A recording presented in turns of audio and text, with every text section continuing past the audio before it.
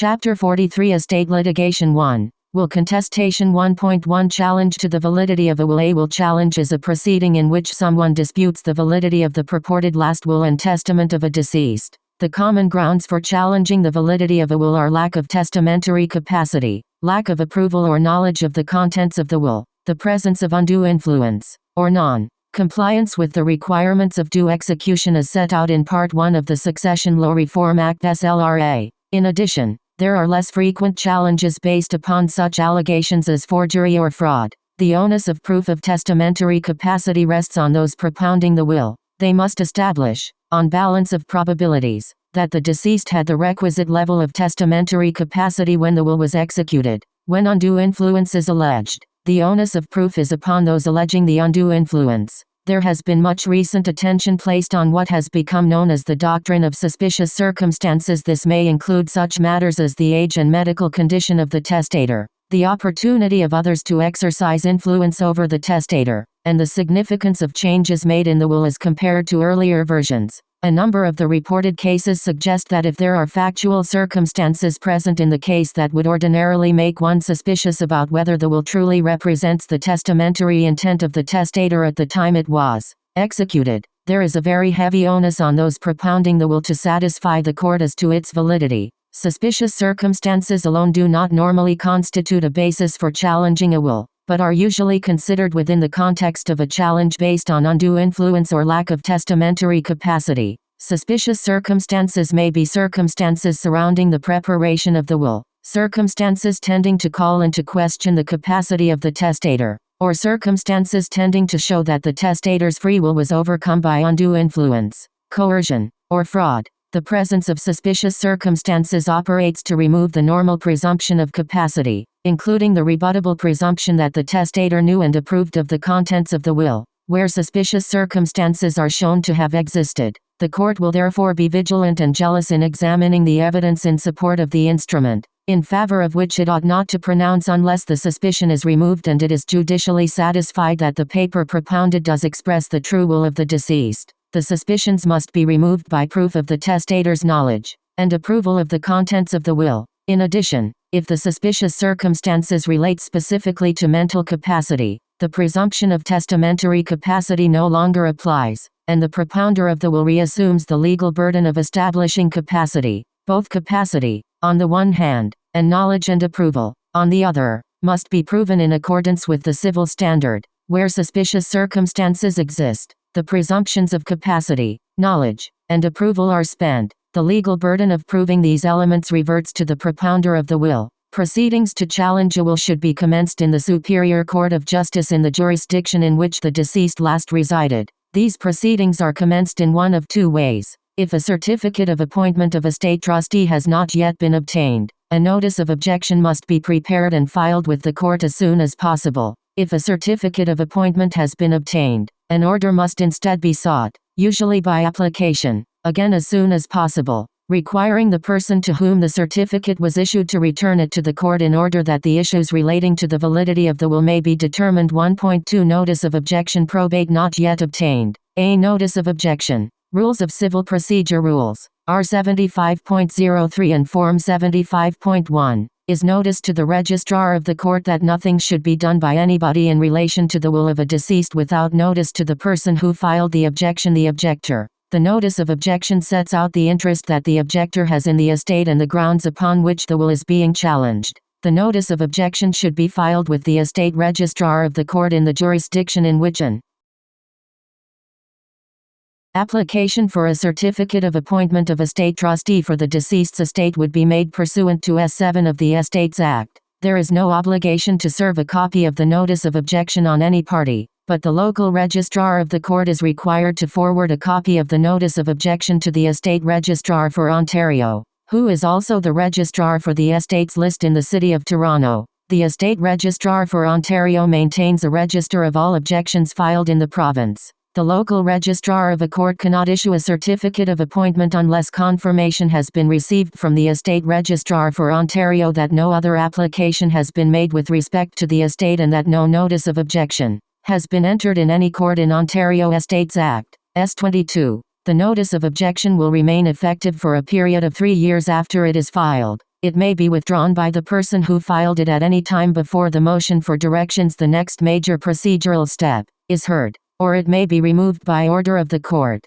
R75.03. 2. If an application for a certificate of appointment is subsequently filed, the estate registrar must send notice that an objection has been filed to the applicant by regular mail to the applicant's address or the address of the estate's solicitor, as shown on the application R75.03. 3. And Form 75.2. The applicant must then serve the objector with a notice to objector. R75.03. 4. And Form 75.3. This notice advises the objector that an application has been made to probate the will. Probate means granting a certificate of appointment of estate trustee with or without a will. The objector must serve and file a notice of appearance within 20 days of service. A copy of the notice to objector must then be filed with the court, with proof of service. R75.03. 4. And Form 75.3. If the objector fails to serve and file a notice of appearance within 20 days after being served with the notice to objector,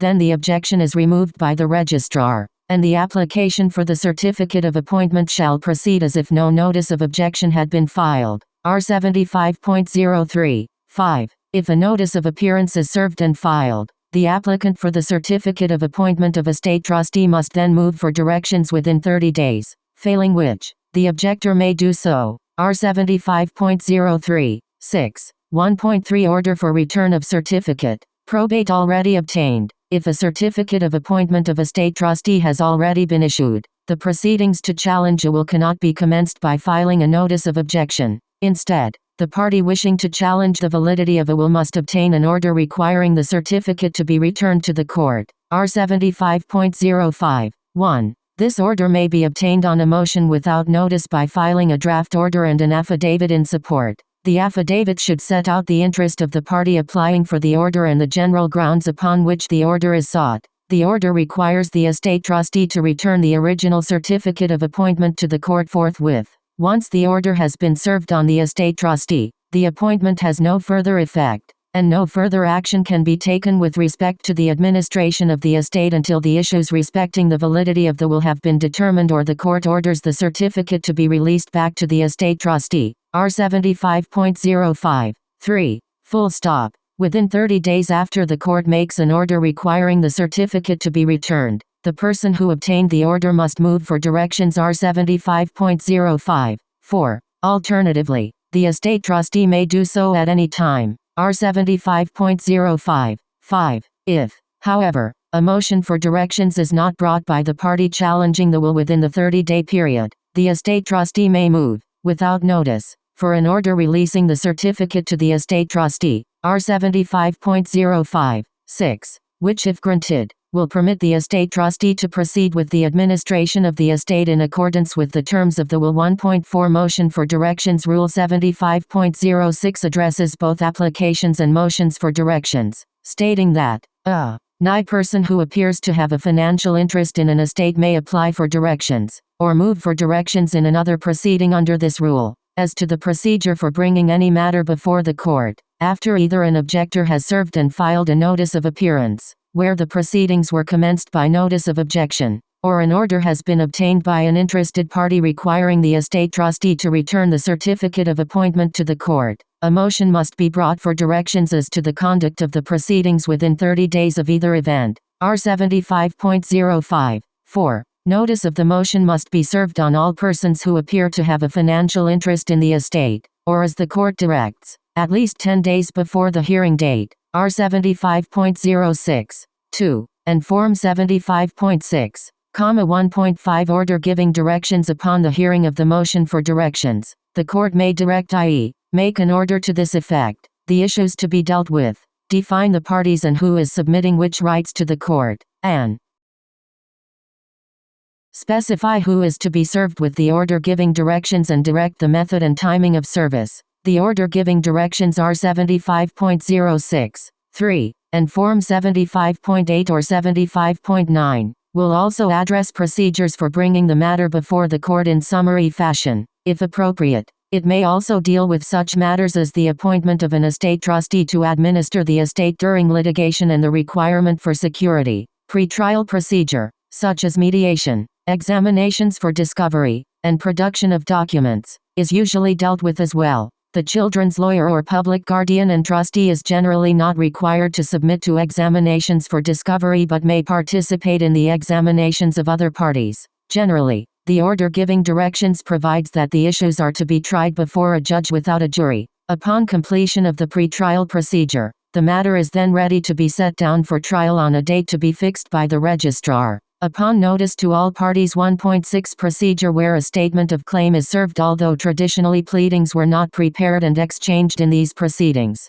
the order giving directions may now require the plaintiff to serve and file a statement of claim pursuant to the order giving directions R 75.06, 3e, and Form 75.7. When a statement of claim, Form 75.7, is required to be delivered, it must be served on each defendant, who may then serve on every other party and file, with proof of service, a statement of defense or a statement of defense and counterclaim. R 75.07. 1.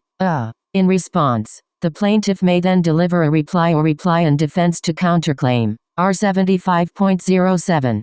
2. Alternatively, a person served with a statement of claim may instead file a statement of submission of rights to the court. R 75.07. 1. B. And Form 75.10. Any person who is served with a statement of claim and does not file one of these documents in response is not a party to the proceeding, and the person's consent to any settlement, agreement, or consent judgment is not required. R 75.07. 4. Note that the rules do not prescribe any deadline to file either of the aforementioned documents in response, so it is unclear when this rule takes effect or in practical terms, when another party can avail itself of the rule. 1.7 Submission of rights to the court. When a person has submitted the person's rights to the court. R 7507. 1. Either on a motion for directions respecting the conduct of the application for a certificate of appointment, or by filing a statement of submission of rights to the court in response to a statement of claim filed by the plaintiff in compliance with the order giving directions.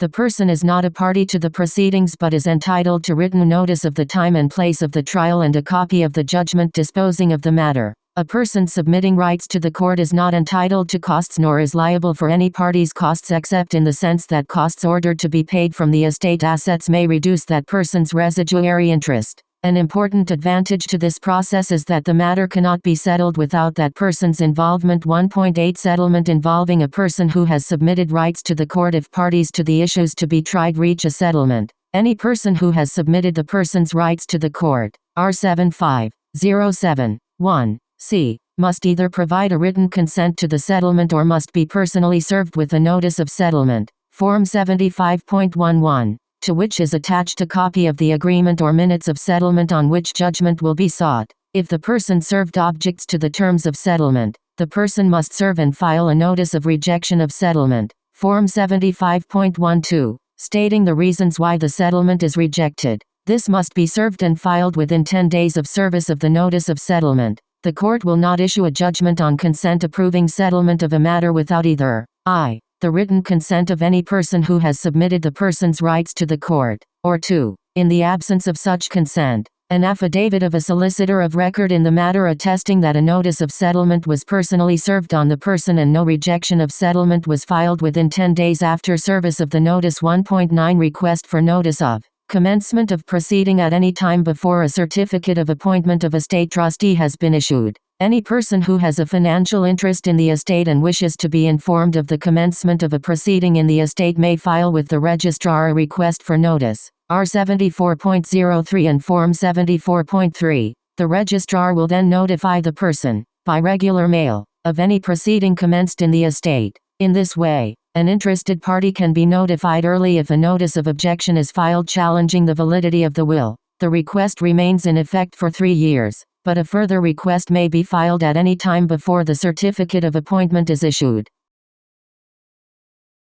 1.10 Administration during litigation. At the time the motion for directions is brought, an order is often sought for the appointment of an estate trustee during litigation. An estate trustee during litigation has authority to administer the estate while the litigation concerning the validity of the will is pending, but has no authority to make distributions of the residue of the estate. Estates Act, S. 28. As soon as the litigation is concluded, The estate trustee so appointed automatically loses authority to act on behalf of the estate. An estate trustee appointed to administer the estate during litigation is required to post bond in the amount of double the value of the property under administration, but the court has discretion to reduce the amount or dispense with the bond altogether in appropriate circumstances. Estates Act, SS 35-37. Unless otherwise ordered, the bond must be issued by an insurer licensed under the Insurance Act to write surety and fidelity insurance in Ontario, or one or more personal sureties who are resident in Ontario and over the age of majority. One personal surety is sufficient where the value of the assets of the estate does not exceed $100,000.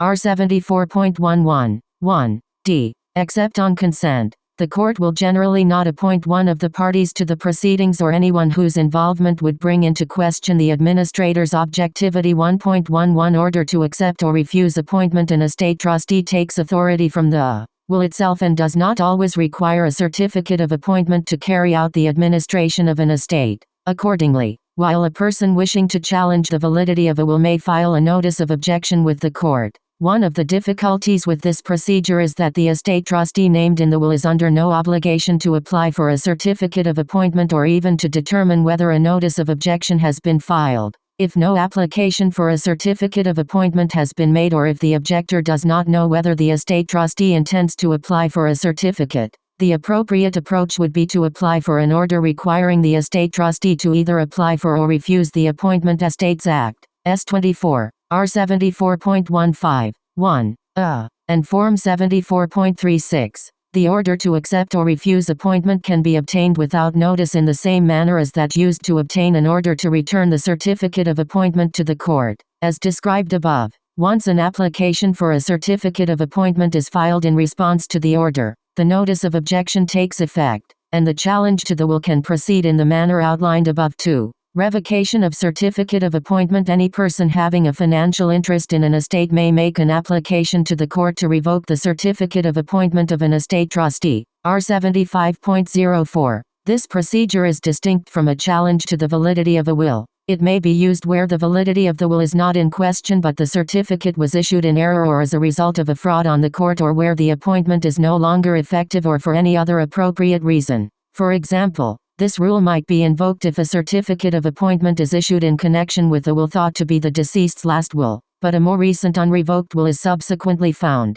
If the court is satisfied that the certificate was issued in error under such circumstances and no issue arises as to the validity of the more recent will, the court, on the hearing of the application, may order the revocation of the certificate, thereby permitting the more recent will to be probated. In more complex or contentious circumstances, however, it may be necessary to move for directions under R 75.06 with respect to the conduct of the proceedings. It is also possible in the context of an application to revoke a certificate to make a motion, without notice, for an order requiring the estate trustee to return the certificate of appointment to the court pending the determination of the issues. R 75.05. 1. B. Once such an order is served on the estate trustee, the appointment will have no further effect until the issues are determined or the certificate is ordered to be released back to the estate trustee. 3. Orders for assistance. There are other kinds of orders that may be obtained to assist in estate matters in specified circumstances. R 74.15. An order for assistance is usually obtained on a motion made without notice, supported by affidavit evidence. R 74.15. 2. Except as below. An order for assistance must be served by personal service or an alternative to personal service, as directed by the court. The court can also require any person to be examined under oath for purposes of deciding a motion for such an order. RR 74.15. 3. 4. Common types of orders for assistance include the following. Order to accept or refuse appointment as estate trustee with a will. R 74.15. 1. And Form 74.36. This order compels an estate trustee to apply for a certificate of appointment within a particular period of time, failing which the estate trustee will be deemed to have renounced the right to do so. This may be a useful tool in situations where a person having a financial interest in an estate knows of a will, but no steps have been taken by the named estate trustee to apply for a certificate of appointment, and there is a concern that steps may be taken in the administration of the estate without the knowledge of interested parties. It is also useful in situations where a party wishes to challenge the validity of a will and has filed a notice of objection, but no application for a certificate of appointment has yet been filed. Since the application must be filed before the notice of objection takes effect, obtaining an order to accept or refuse the appointment will initiate this process. Order to accept or refuse appointment as estate trustee without a will, R74.15, 1b, and Form 74.37. This order may be obtained in circumstances such as noted above where, on an intestacy, anyone having a financial interest in the estate is concerned that the person or persons entitled to apply for a certificate of appointment of estate trustee without a will may be taking steps in the administration of the estate without having obtained the certificate and without advising those beneficially entitled. Order to consent or object to proposed appointment, R74.15, 1c, and Form 74.38. This order would be obtained and served on anyone having a financial interest in the estate whose consent to the appointment of an estate trustee is required but who has failed or refused to give it. Since this could lead to delays in obtaining the certificate and in administering the estate, the order compels the party to consent or object within a particular period of time, failing which the party will be deemed to have consented to the proposed appointment. Order to file statement of assets of estate, R74.15, 1d. and Form 74.39. This order, which may be obtained by anyone having a financial interest in an estate, requires an estate trustee to file a statement of assets and their values and is useful in situations where this information has not been forthcoming. It may also be of assistance to persons who are contemplating a will challenge but who require information as to the value of the estate in order to assess the relative benefits and risks of proceeding. Order for further particulars, R74.15, 1e. Where an estate trustee has filed a statement of assets, as above, but further details are required. A party with a financial interest in the estate may obtain an order requiring same. Unlike other orders for assistance, a motion for an order for further particulars may not be made without notice but must instead be made on 10 days' notice to the estate trustee, R74.15. 2. Order to beneficiary witness, R74.15, 1f. and Form 74.40, when a beneficiary or a spouse of a beneficiary witnessed a will or codicil. Any person having a financial interest in the estate may obtain an order requiring the witness to bring a motion within a specified period of time asking the court to find that the beneficiary or beneficiary's spouse did not exert any improper or undue influence on the testator. Failure to bring such a motion will permit the applicant to obtain a certificate of appointment of estate trustee bearing a notation that the bequest to the witness is void under S12 of the SLRA. Order to former spouse, R74.15, 1g, and Form 74.41, subsection 17, 2, of the SLRA provides that except when a contrary intention appears in the will, when, after the testator makes a will, the testator's marriage is terminated by a judgment absolute of divorce or is declared a nullity, any devise or bequest of a beneficial interest in property to the testator's former spouse or any appointment of the former spouse as estate trustee and any power of appointment conferred upon the former spouse is revoked, and the will shall be construed as if the former spouse had predeceased the testator. In such circumstances, anyone having a financial interest in an estate may apply for an order requiring the former spouse of the testator to take part in the determination of the issue respecting the validity of any such bequest or appointment by entering an appearance within a specified number of days. The former spouse's failure to do so will result in the matter being determined in the former spouse's absence, and the former spouse will be bound by the result. Order to pass accounts, R74.15, 1h. and Form 74.42. In addition, an order may also be obtained for any other type of assistance that the court directs. R74.15, 1I4. Formal proof of a testamentary instrument. Generally, probate is obtained in common form, meaning no court attendance is required, upon filing the necessary documents. In certain circumstances, a will must be formally proved in open court, with notice to all interested parties, a procedure sometimes referred to as proof in solemn form. A judge may require this procedure on an application for directions respecting proof of the will brought by the estate trustee or by any person having a financial interest in the estate. R75.01. The need for formal proof of a will may arise in circumstances where, for example, both witnesses to a will cannot be located, both are dead, or the will being put forward as the last will and testament of the deceased is not an original. If a will is being challenged for any reason, formal proof is also necessary. In general, formal proof constitutes part of the hearing with respect to the contestation of the will. Formal proof requires that the due execution of the will and the testamentary capacity of the testator be established through the examination of one or more of the witnesses to the will and any others with knowledge of the facts and circumstances relating to these issues. A witness in the hearing is subject to examination, cross-examination, and re-examination in the usual manner of a trial. 4.1 Proof of lost or destroyed will. Where a last will has been lost or destroyed, it may be proved on an application supported by affidavit evidence, without the necessity for a court appearance, where all persons having a financial interest in the estate consent. R. 75.02. In the absence of full consent, it is necessary to apply to the court for directions respecting the procedure for proving the lost or destroyed will. As outlined above, all parties having a financial interest in the estate would have to be served with notice of the application for directions at least 10 days before the hearing. R. 75.06. 5. Applications to the court pursuant to R. 14.05. 3. 5.1 Types of relief under R. 14.05. 3. Subrule 14.05. 3. Sets out specific types of claims that may be commenced by application, most of which are relevant to estate matters. 14.05. 3. A proceeding may be brought by application where these rules authorize the commencement of a proceeding by application or where the relief claimed is the opinion, advice or direction of the court on a question affecting the rights of a person in respect of the administration of the estate of a deceased person or the execution of a trust. B. An order directing executors, administrators or trustees to do or abstain from doing any particular act in respect of an estate or trust for which they are responsible. C. The removal or replacement of one or more executors, administrators or trustees, or the fixing of their compensation. D. The determination of rights that depend on the interpretation of a deed, will, contract or other instrument, or on the interpretation of a statute, order in council, regulation or municipal by law or resolution. E.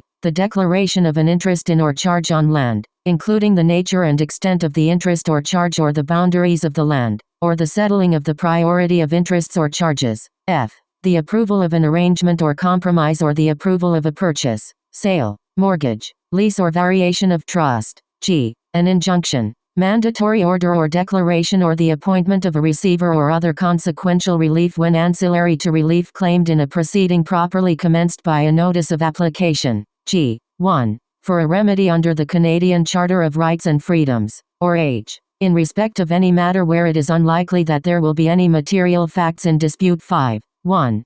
Necessary material. The nature of the material required in support of the application will vary from case to case. In applications pursuant to R. 14.05. 3. The title of the proceeding will set out that the question arises in the matter of a named estate or in the matter of a last will and testament of a named person. In addition, reference should be made to R. 14.05. 3. Together with the appropriate subsection, as well as any other statutory provisions that may relate to the application, such as S60 of the Trustee Act. The notice of application should be consistent with Form 14E of the rules and should set out with particularity the questions requiring the determination of the court. Evidence is provided by way of affidavit. There should be a principal affidavit setting out in a straightforward manner a chronology of the events that give rise to the legal problem. Set forth in the notice of application. The principal affidavit should be carefully drafted to ensure that the presiding judge can locate in one document all necessary information for the determination of the questions put to the court. Any available material and corroboration of statements made in the principal affidavit should be filed as an exhibit to the principal affidavit, such as a copy of letters probate of the last will and testament of the deceased. The notice of application must be issued as set out in RR 38.05 and 14.07. The notice of application and supporting material should be served upon all persons who have an interest in the outcome of the questions before the court, including those who may have contingent interests. If the questions are in whole, or in part, directed toward the possibility of a partial intestacy, the notice of application should also be served upon the next of kin. Pursuant to R 38.06, the minimum notice period is 10 days except where the notice is served outside Ontario. in which case it shall be served at least 20 days before the hearing date. 5.1. 2. Application Record Rule 38 applies to applications brought under R 14.05. 3. R 38.09. Subrule 38.09. 1. Requires the applicant to serve the application record and a factum upon every other party at least 7 days before the hearing. Further, the applicant must also file the application record and factum, with proof of service, in the court office where the application is to be heard, at least 7 days before the hearing. The application record must contain a table of contents describing each document by nature and date, a copy of the notice of application, a copy of all affidavits and other material to be used on the application, a list of all transcripts of evidence, not relevant to R 14.05. 3. Applications with respect to estates, a copy of any other material that is necessary for the hearing of the application, and a factum consisting of a concise statement, without argument, of the facts and law relied on by the applicant. This can be served and filed as a separate document. Subrule 38.09. 3. Requires that each respondent serve and file a respondent's factum at least 4 days before the hearing. Subrule 38.09. 4. Also provides that the judge, before or at the hearing of the application, may dispense with compliance with the rule in whole or part. The following are specific types of proceedings that may be brought within the framework of R 14.05. 3. 5.2 Application for advice and direction on the interpretation of a will. R 14.05. 3. N. D. One of the most common types of estate proceedings is an application for the opinion, advice, and direction of the court on the interpretation of an ambiguous provision in a will. Section 60 of the Trustee Act confers on an estate trustee authority to seek the court's assistance on interpretation issues. 60. 1. A trustee, guardian or personal representative, which is an estate trustee with or without a will, may, without the institution of an action, apply to the Superior Court of Justice for the opinion, advice or direction of the court on any question respecting the management or administration of the trust property or the assets of a ward or a testator or intestate. 2. The trustee, guardian or personal representative acting upon the opinion, advice or direction given shall be deemed, so far as regards that person's responsibility, to have discharged that person's duty as such trustee, guardian or personal representative, in the subject matter of the application, unless that person has been guilty of some fraud,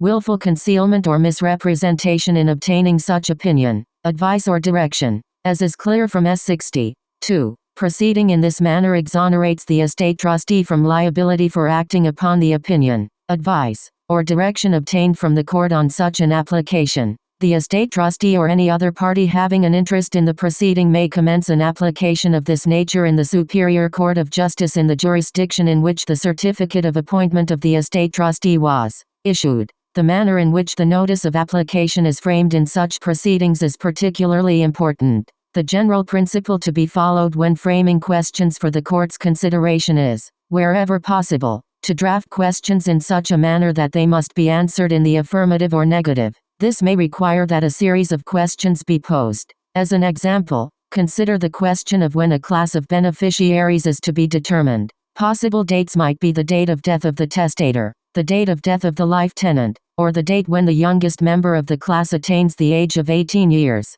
Before framing the notice of application, all possible legal options must be explored. Each of the various possibilities is then posed as a question. It is not appropriate simply to ask the court, at what date is the class to be ascertained, where so many different possible answers exist. The alternative possibilities should instead be posited separately, in a logical sequence. Questions should only be put to the court if it is otherwise impossible to proceed with the administration of the estate. Estate trustees should not ask the court how they should exercise their discretion. The first step in defining the issues is to ascertain the intent of the will. The next step is to examine the particular clause or clauses giving rise to the difficulty. Finally, determine who to serve with notice pursuant to R 38.06. 5. 2. 1. Questions that should not be asked of the court. There are at least 2 types of questions that should not be put to the court by way of notice of application. One type includes matters of an academic or hypothetical nature. The court will refuse to answer questions in the abstract or make a declaration as to the general state of the law. The court will only answer questions that apply to the facts of a particular case. The other type of question that should not be put to the court is one that may or may not be a problem, depending on future events. The court will generally refuse to proceed with such applications. However, courts have been willing to make declaratory judgments on future matters where it was almost inevitable that the question now raised would have to be answered sooner or later, and that it was of such great practical importance that it be answered now. An example would be where the will is unclear on the distribution of an estate on the termination of a life interest and the death of the life tenant is imminent. In addition to these two circumstances in which an application under R 14.05(3) is considered inappropriate, the court has often expressed reluctance to make an order approving the sale of an asset of the estate where there is a disagreement among the estate trustees. As stated by Middleton J. in re Fulford and reiterated by the court in re Wright, the executors are protected from all liability if they honestly and with due care exercise the discretion vested in them, but the responsibility is theirs, and cannot be shifted upon the court. The executors cannot come to the court and ask whether the present is a good time or a bad time to sell stock or anything else, or ask whether a price offered is sufficient or insufficient. The advice which the court is authorized to give is not of that type or kind. It is advice as to legal matters or legal difficulties arising in the discharge of the duties of executors, not advice with regard to matters concerning which the executor's judgment and discretion must govern. 5. 2. Role of the estate trustee. The estate trustee is theoretically neutral in these proceedings, interested only in clarifying the estate trustee's obligations by determining the appropriate interpretation of the provision in issue. Although a judge hearing the application does have discretion, before or at the hearing, to dispense with compliance with R 38 in whole or in part, it is nevertheless the generally accepted view that the estate has a primary responsibility to the court to prepare and file the required materials, including an application record and a factum setting out a brief summary of the facts and a review of the law relevant to the issues at hand, without taking any position. Similarly, in oral argument, the role of the estate trustee is to assist the court by introducing the difficulty and by reviewing the possible interpretations, the law supporting such conflicting interpretations, and the consequences to the interested parties of each such interpretation. The respondents will argue in favor of their respective interests. When there is more than one estate trustee and the estate trustees disagree as to how, or even if, to proceed to court, then R9 is of assistance. In such a situation, the one estate trustee may commence the proceeding as the applicant or plaintiff, who then must name and serve the non-consenting estate trustee as a respondent or defendant. R 9.01, 1, 5.3 Application to ascertain heirs, RR 14.05, 3, A, B, and D. When an individual dies intestate, the estate trustee may be uncertain about who are the heirs at law. In these situations, the estate trustee may apply to the court for a determination of this issue to ensure that distribution is made to the proper beneficiaries. The estate trustee should provide an affidavit detailing the efforts made to locate the heirs and the particulars of those heirs who have been located. Alternatively, one or more individuals claiming to be heirs may commence this application. The onus rests with these individuals to prove, on a balance of probabilities, that they are heirs at law. The proceedings are commenced by notice of application supported by a detailed affidavit attesting to the relevant facts pursuant to RR 14.05, 3, A, B, and D. If the applicant is an alleged heir, the notice of application may request an order confirming heirship or may request an order directing a reference pursuant to R 54.02 for the determination of the issue. When the applicant is the estate trustee, the relief sought is generally in the nature of a claim for the opinion, advice, and direction of the court or for an order directing a reference on point. Most such claims are dealt with by way of reference, especially in the event of competing interests. Once an order directing a reference is obtained, the applicant may proceed with a motion for directions. The notice of motion for directions, to be served by the applicant on the parties, should set out the procedure that the applicant wishes to follow. Parties will often agree in advance to a particular procedure, and the order giving directions can therefore often be obtained on consent. As with an order giving directions in any challenge to the validity of a will, an order giving directions respecting a reference to determine heirship should address the conduct of the proceedings and will usually set out whether evidence will be adduced orally or by way of affidavit or both. The timing for the production of documents if materials have not already been produced, whether there will be cross-examination upon affidavits or examination for discovery, although sometimes neither is necessary. and any other relevant procedural matters. A hearing date is also frequently specified in the order. After the hearing of the reference, following discovery or cross-examination on affidavits, a decision is rendered. A report should then be prepared by one of the parties pursuant to R 54.06 and forwarded to the other parties for approval. As with any order, the report must be signed and entered at the court office. In order to have effect, a report must be confirmed. Generally, the order directing the reference does not require a report back to a judge, and pursuant to R 54.09(1), the report is therefore automatically confirmed upon the expiration of 15 days after a copy has been filed, with proof of service, in the court office in which the proceeding was commenced. If the order directing the reference specifically requires a report back, the report may only be confirmed on a motion to the judge who directed the reference. R 54.08(1). Once the report has been confirmed, the estate trustee may distribute the estate in accordance with the findings made on the reference. 5.4 Removal and replacement of an estate trustee. R 14.05(3) c. Disputes may arise between the beneficiaries and estate trustees or between estate trustees themselves, unless there is some applicable mechanism either in the will or in a statute permitting an estate trustee to resign. See Trustee Act, SS 2-3. Recourse to the court may be necessary to resolve the dispute. Section 37 of the Trustee Act provides for the removal of a personal representative, defined to mean an estate trustee with or without a will, by application to the Superior Court of Justice. On such an application, the court may also appoint a replacement or replacements to act in the place of the estate trustee who is removed. S 37(1). Although this is not necessary if the estate trustee being removed was not acting alone. S 37(4). The proceeding is commenced by notice of application under R 14.05(3) c, accompanied by a supporting affidavit. The affidavit should contain information about why the removal and substitution is sought, the size of the estate, who the beneficiaries of the estate are, and the relationship of the persons who are being proposed as substitute estate trustees. Should the beneficiaries include minors or other parties under disability, unborn or unascertained persons, or incompetent individuals, the involvement of the children's lawyer or the public guardian and trustee or both will also be necessary. The rules described above for service and filing of material, cross-examination, etc., apply to these proceedings. If granted, the order will generally provide for the removal and substitution where appropriate, of the estate trustee and the vesting of all of the assets, both real and personal, in the remaining or replacement estate trustee. It will also usually require that the estate trustees who have been removed pass their accounts up to the date of removal. When an order removing an estate trustee and appointing a new one is obtained, a true copy should be filed with the registrar of the court that issued the certificate of appointment.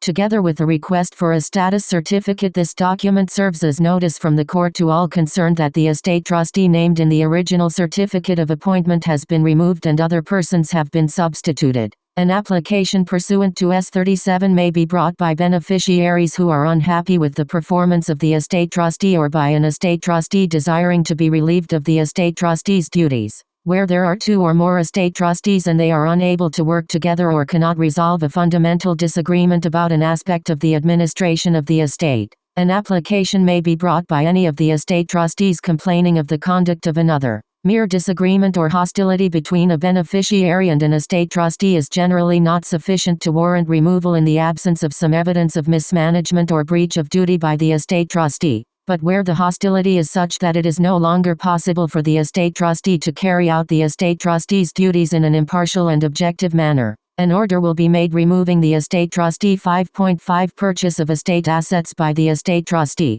R 14.05(3).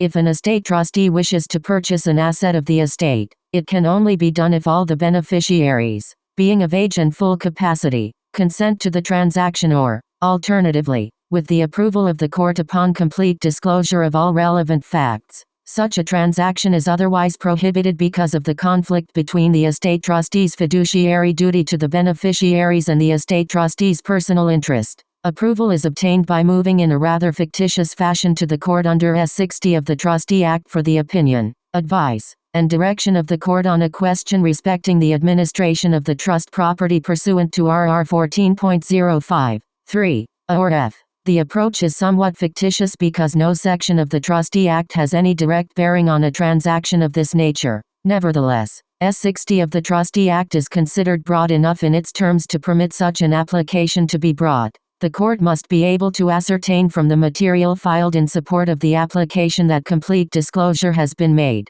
A principal affidavit should be filed setting out the facts. This affidavit should disclose why the estate trustee wishes to purchase the asset in question. Full disclosure is made of the purchase price and the terms by having the estate trustee enter into an offer to purchase in a personal capacity that sets out all the details. This offer is accepted in the estate trustee's capacity as estate trustee, assuming that all beneficiaries who are sui juris consent to the transaction. That consent should be in the terms of the offer to purchase in order that the court can see that full disclosure has been made to the beneficiaries. There should also be an affidavit of execution accompanying each beneficiary's consent. This affidavit of execution should not be overlooked because, in all likelihood, the court will refuse to approve the transaction unless it is satisfied the beneficiary's consent was genuine and informed. The court may approve the transaction on behalf of any person who is under a disability including, of course, a minor. The court's approval is only obtained by demonstrating that a proper price is being paid. This evidence is typically made available to the court by way of affidavits of value. There should be at least 2 such affidavits made by competent valuators or appraisers who should demonstrate their competence to the court by setting out their qualifications and experience. The valuator should make it apparent that the property in question has been examined and should describe it with a reasonable degree of particularity, including its state of repair if this is material. The valuator should set out the methods of valuation used, particularly if the property sought to be purchased is very valuable or there are complicating factors affecting its value. The appraisal should then conclude by setting forth the opinions of the valuator as to the value of the property. If the valuator has prepared the appraisal by way of a report, the appraisal itself should be verified by way of an affidavit, identifying the report and stating that the statements contained in it are true. If any of the beneficiaries who are of full age and capacity refuse to consent to a proposed sale of the trust property to the estate trustee, the court will only authorize the transaction under all of the following conditions. It is virtually impossible to find another buyer at an adequate price. It would be to the advantage of the estate for the estate trustee to buy. There are cogent reasons for selling at the particular time. It would be impossible or inexpedient to wait to see whether the market would become more favorable. The court has jurisdiction to approve ex post facto avoidable purchase of trust property by an estate trustee. The transaction would probably not be confirmed if the value of the property had risen between the date of the improper purchase and the date of the application for confirmation. In Ontario, it is likely that the applicant would have to demonstrate more than that a fair price was paid. Instead, the applicant would have to show that the price paid was equal to or better than the price that would have been paid by any other person. 6. Declaration of death. Where a person having an interest in an estate cannot be located and has not been heard from, it may be necessary in order to complete the administration of an estate to obtain a declaration that the person be presumed deceased. The Declarations of Death Act, 2002 was proclaimed in force in 2002, and this statute provides a procedure for obtaining a declaration of death that is effective for all purposes. Under the Declarations of Death Act, 2002, a declaration may be obtained where a person has disappeared in circumstances of peril and has not been heard from since, or where the person has been absent for 7 years or more and has not been heard from during that time. The declaration obtained under the statute is for all purposes, not only for the particular issue addressed in the application. Prior to this statute, the procedure was based on a common law presumption of death arising after a 7-year period of absence. This common law declaration of death was only binding in the proceeding in which it was obtained. In the case of both a common law presumption of death and a statutory declaration of death, the declaration will not be made without clear and cogent evidence that all necessary and reasonable inquiries have been made. Reasonable inquiries necessary to raise the presumption would include inquiries among all those persons who might normally have heard of or from the missing person, as well as inquiries in the places where the person might conceivably be. The cost and extent of such an inquiry in any given case will depend on the particular circumstances. An order obtained under the Declarations of Death Act, 2002 states the date of death, which shall be the date upon which the evidence suggests the person died or the date of application. The statute gives the court the discretion to order a date of death that is other than either of these two possible dates if the court is of the opinion that it would be just to do so in the circumstances and it would not cause inconvenience or hardship to any of the interested persons. 7. The Variation of Trusts Act. This statute permits the court to approve an arrangement varying or revoking a testamentary or inter vivos trust on behalf of the following classes of beneficiaries who cannot themselves legally give consent: persons who are incapable of assenting by reason of infancy or other incapacity; persons who, whether ascertained or not including unborn contingent unascertained beneficiaries, may become entitled to an interest under the trusts at a future date or on the occurrence of a future event; or persons who may have an interest that may arise by reason of any discretionary power given to anyone on the failure or determination of any existing interest that has not failed or determined. It is not sufficient to show that the proposed variation will benefit the sui juris beneficiaries. Rather, the purpose of the Variation of Trusts Act is to ensure that no variations are made that would be detrimental to those who are incapable of consenting on their own behalf. Court approval will only be granted if the variation sought is to the benefit of those classes of persons referred to above who have an interest in the trust. Certain conclusions regarding the type of variation to which the court will give approval can be drawn from the case law. There must be some real purpose to be served in approving the arrangement. The desire of the beneficiaries to rearrange a testator's will is not sufficient. It is not open to them, for instance, to advance a date of distribution so that they will have capital in their hands immediately as opposed to waiting until the death of a life tenant. Generally, the court will approve a variation of an existing trust where in doing so it is to the advantage of the sui juris beneficiaries, who must consent to the variation otherwise it automatically fails, and those under a disability, on behalf of whom the court reviews the variation. This is particularly so when circumstances exist at the time of the application that did not apply at the time the trust was settled. The Variation of Trusts Act applies only where property is held in a trust arising under any will, settlement, or other disposition. The trust concerned must therefore already be in existence. The court cannot create a trust where none existed before. The court will not make an order that has the effect of settling a new trust. The Act only authorizes approval of a variation or revocation, and if the court perceives that the proposed arrangement constitutes a resettlement, approval will not be granted. While the distinction between a variation on the one hand and a termination and resettlement on the other may be difficult to draw, there must remain a similarity to the original trust such that the substratum still exists. However, case law indicates that, where possible, the court tends towards a finding that what might be considered a resettlement is a mere variation. The court, in approving an arrangement, will interpret the word benefit broadly and not limit its consideration to financial benefit. The courts have also generally held that the proposed benefit need not be absolutely certain. Rather, there is a recognized degree of risk in any proposed variation that the benefit will not materialize. In considering this, the court is permitted, on behalf of those who cannot consent for themselves, to take the same risk that a prudent, self-interested adult would take under similar circumstances. The following are the criteria to be considered in determining whether the court should approve a proposed arrangement. Does the arrangement keep alive the settlor's intentions? Is it beneficial to the class of beneficiaries on whose behalf consent is sought? Is the benefit such that a reasonably prudent adult would accept the risk of it not materializing? An application to the court under the Variation of Trusts Act is made pursuant to R 14.05, 3, F, and the provisions of R 38 discussed in this chapter apply. The notice of application should set out the relief desired and should be filed with a supporting affidavit reciting chronologically the events that have given rise to the problems at hand. The difficulties should be clearly set forth so that the need for relief is immediately apparent to the court. It is usual for all the parties who are sui juris, and the children's lawyer, where there are minors, unborn persons, or unascertained interests involved, to enter into an agreement or deed of arrangement outlining the proposed variation,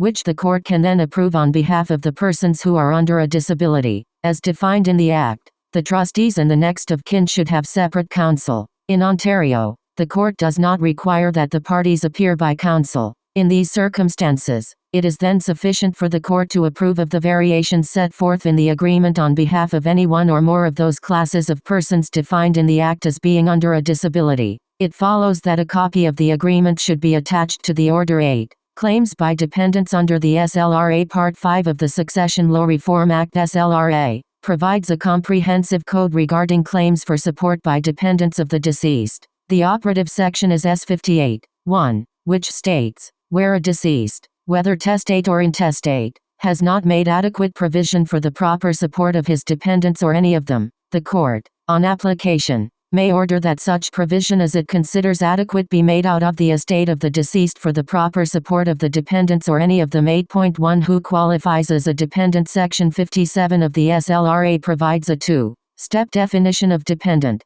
First, the dependent must be a spouse, parent, child, or sibling of the deceased, and second, the dependent must also be someone to whom the deceased was providing support or was under a legal obligation to provide support immediately before his or her death. Spouse, parent, or child all have expanded definitions under Part 5 of the SLRA, SS 57 and 1. 2. Spouse, for instance, includes a former spouse, a same-sex spouse, and a common-law spouse with whom the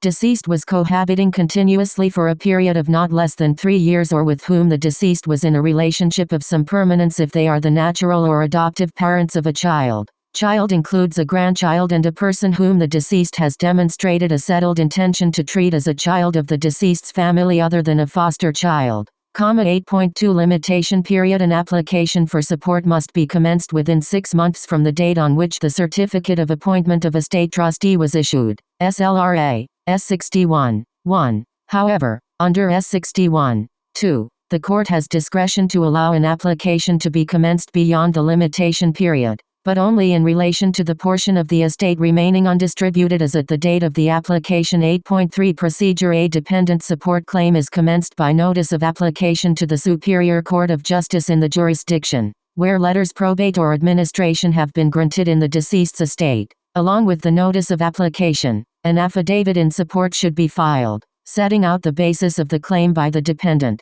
The affidavit should be comprehensive and should set out the relationship of the applicant to the deceased, the extent to which support was being provided, and/or the nature of the legal obligation to provide support. It is beneficial if the affidavit also refers to as many criteria in S62, 1, of the SLRA, referred to below, as are relevant. This section sets out a detailed list of factors that the court shall consider in determining the quantum of support. The applicant should also file a financial statement setting out the applicant's net assets, current budget, and proposed budget. As in all applications, the respondent will file a notice of appearance and, generally, a responding affidavit setting out the facts on which the respondent relies. If the application is contentious, the matter usually proceeds by way of cross-examination on affidavit evidence, following which a trial of an issue or application is directed. Since dependent support claims are mainly factual disputes, viva voce evidence may be necessary so that the judge can assess credibility. 8.4 Effect of commencement of application on distribution of estate. Subsection 67, 1,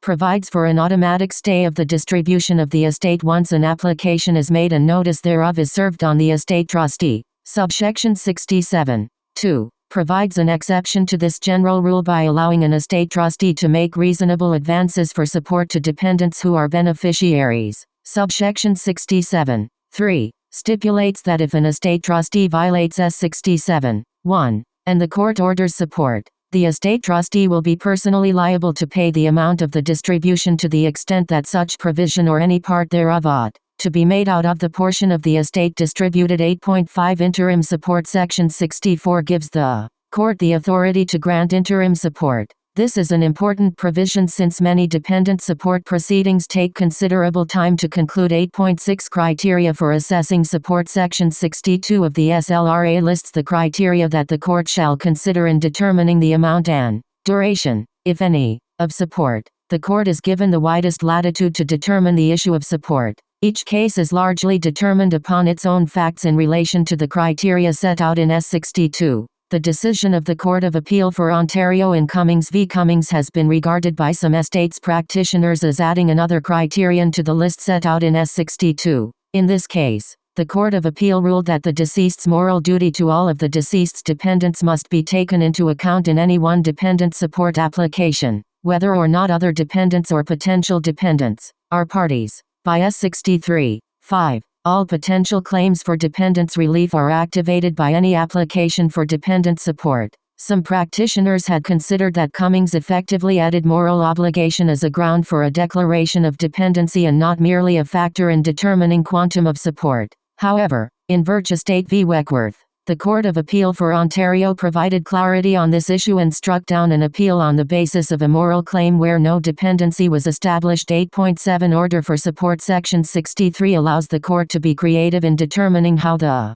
estate should satisfy an order for support. The court may order periodic or lump sum payments or the transfer or assignment of any property in the estate. 8.8 Assets included in estate for purposes of valuing estate. Section 72 deems certain assets to be part of the estate for the purposes of dependent support claims that would otherwise not be so. This increases the size of the estate for the calculation of support. The assets referred to in S72 include gifts mortis causa, joint bank accounts held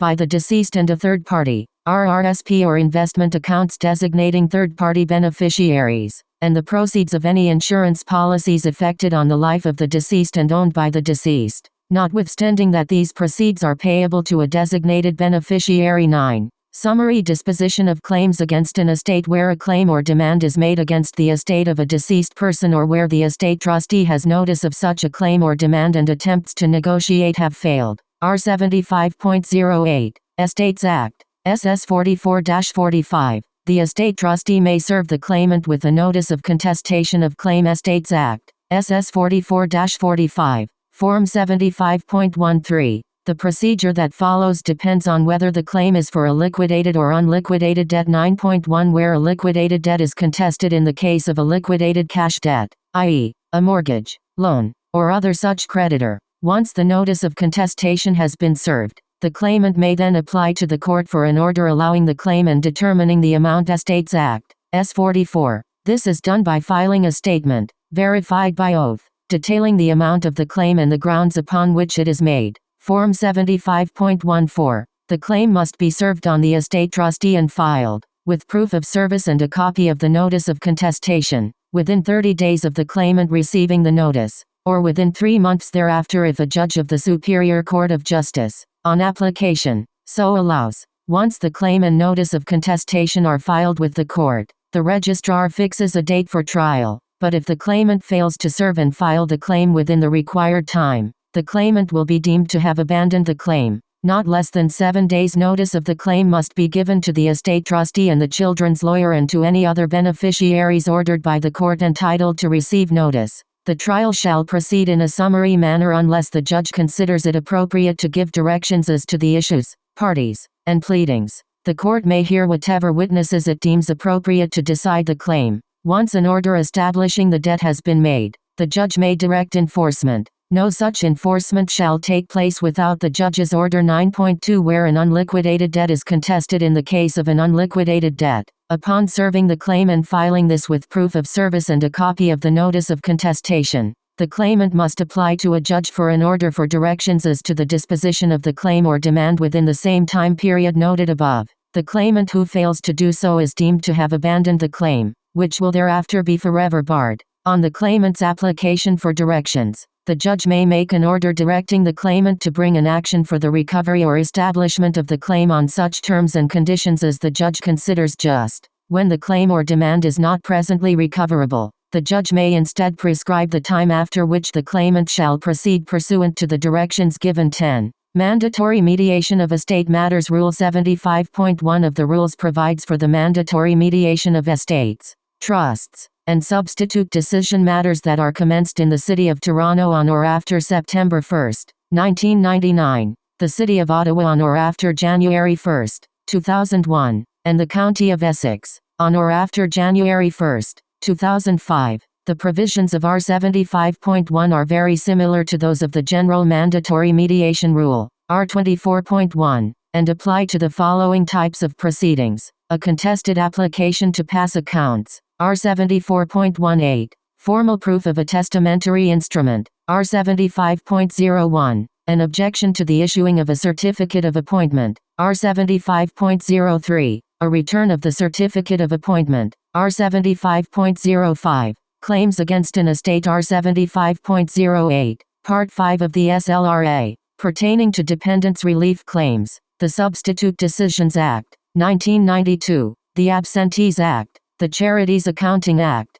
the Estates Act, the Trustee Act, or the Variation of Trusts Act, R 14.05. 3. If the matters relate to an estate or trust, and S 5.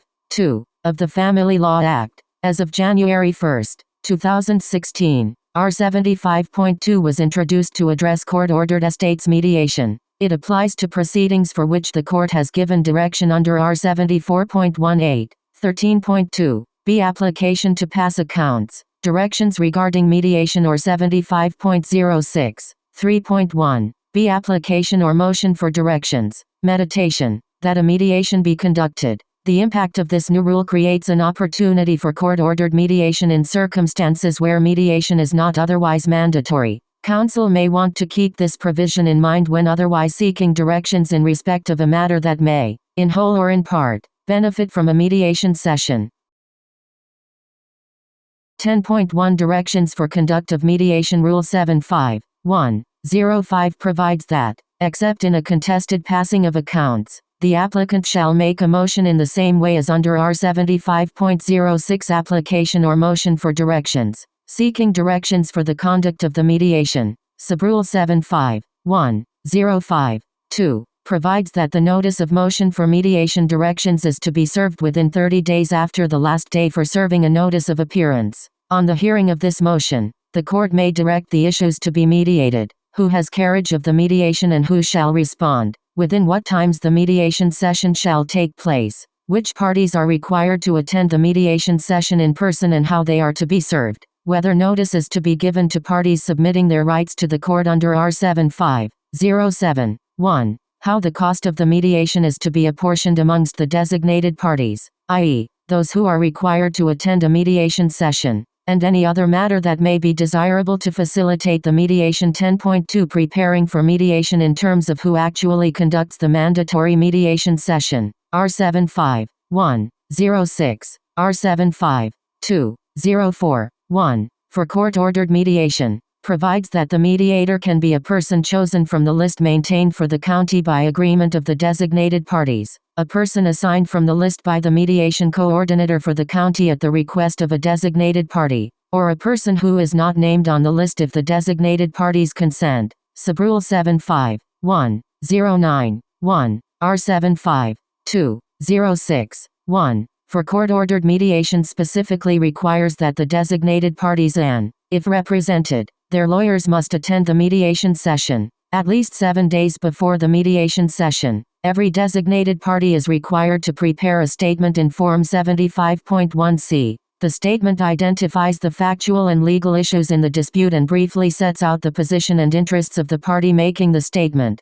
The party will attach to the statement any documents that it considers of central importance in the proceeding, and the statement is then provided to every other designated party and the mediator. Within 10 days after the mediation is concluded, the mediator is required to provide the mediation coordinator for the county and the designated parties with a report on the mediation. The rules provide that if some or all of the issues in dispute have been settled, an agreement to that effect shall be signed by the designated parties or their lawyers. If the agreement resolves all the issues in dispute, the party with carriage of the mediation is required to file a notice to that effect with the court within 10 days. If, however, the settlement requires court approval on behalf of a person under disability, the notice is to be filed within 10 days after the agreement is approved. If no agreement is reached at mediation, the litigation shall continue in accordance with any directions given by the court under R 75.06. 10.3 Preparing the client. Most clients are vaguely familiar with the court process and think they know what to expect.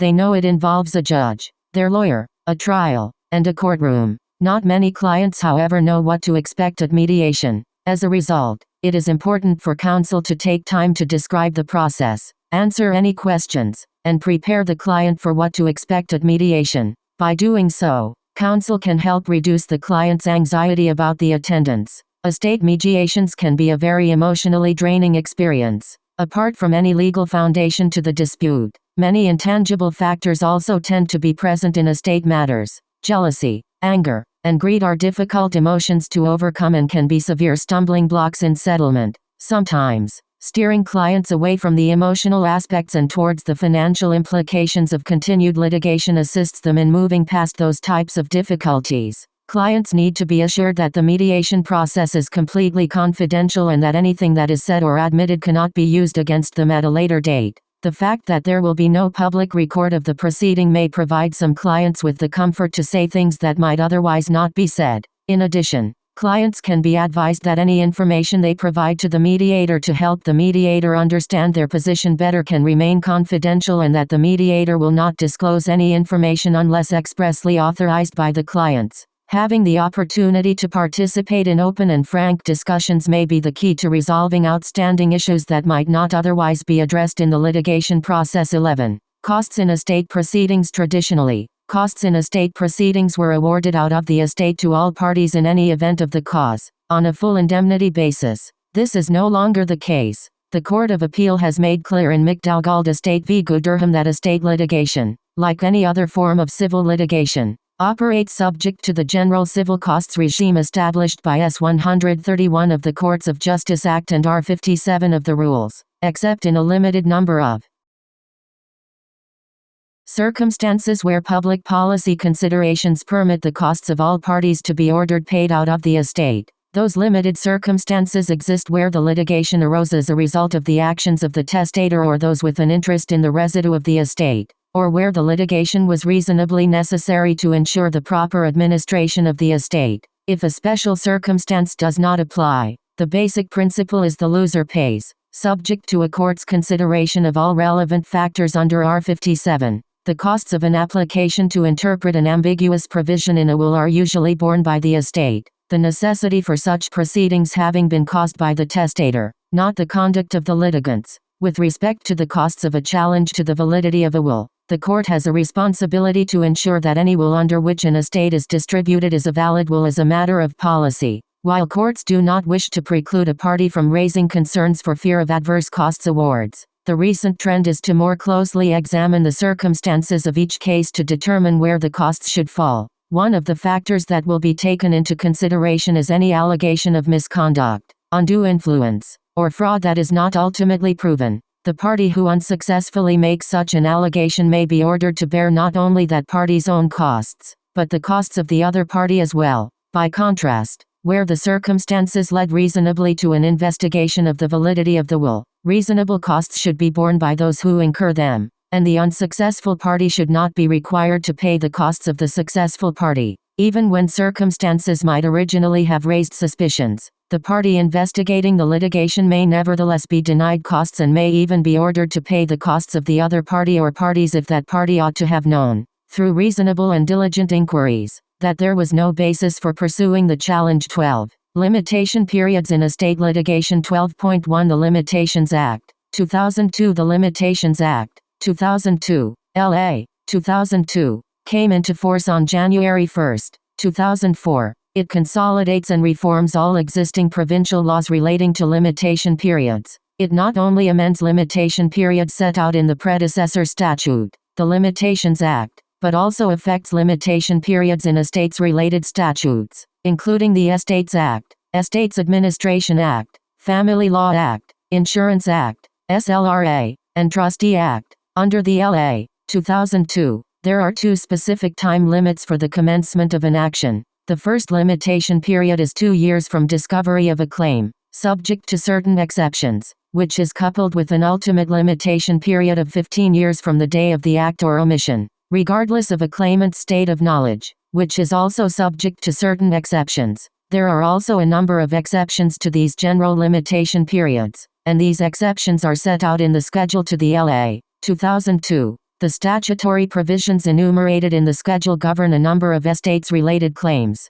As a result, many of the limitation provisions currently applicable in the context of estate litigation will continue to apply under the L.A. 2002. Effective January 1, 2004, Parts 2 and 3 of the Limitations Act were repealed and replaced by the provisions of the L.A. 2002. Part 1 of the previous Limitations Act dealing with real property matters was renamed the Real Property Limitations Act. Despite the new title, the substance of the Real Property Limitations Act is identical to that which appeared under Part 1 of the previous legislation. Specifically, The 10-year limitation period applicable to actions on the part of beneficiaries for the return of real property held pursuant to an express trust, where such property had been wrongfully conveyed, remains in effect. Similarly, the 10-year limitation period applicable to a claim to recover a legacy after the legacy accrues continues to govern 12.2 basic and ultimate limitation periods and the rule of discoverability under S4 of the LA. 2002.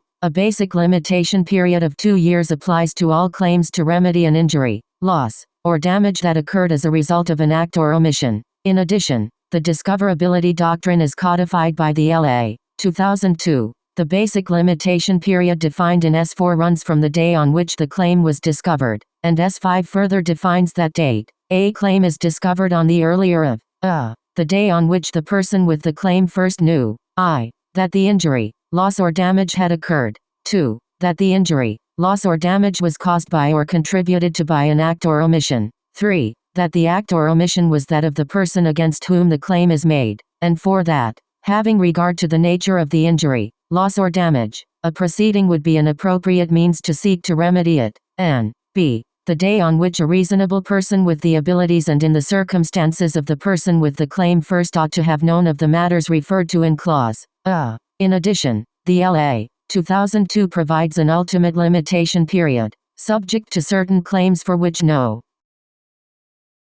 limitation period will apply. CS 16 of the LA. 2002. The LA. 2002 provides that irrespective of the discoverability of the claim, an ultimate limitation period of 15 years will apply. This ultimate limitation period runs from the day of the occurrence of the act or omission on which the claim is based. As a result, a proceeding may not be commenced after the expiration of the 15-year period, even if the claim was not discoverable until many years after the occurrence of the act or omission. In the context of estates litigation, the saving provision in S15, 4, should always be considered and may prevent the operation of the ultimate limitation period. 12.3 Impact of the Limitations Act. 2002 on will challenge is perhaps the most significant impact that the LA. 2002 has upon estate practitioners is the fact that based on the wording of the provisions relating to the ultimate limitation period, it appears that the 15-year ultimate limitation period would apply to will challenges,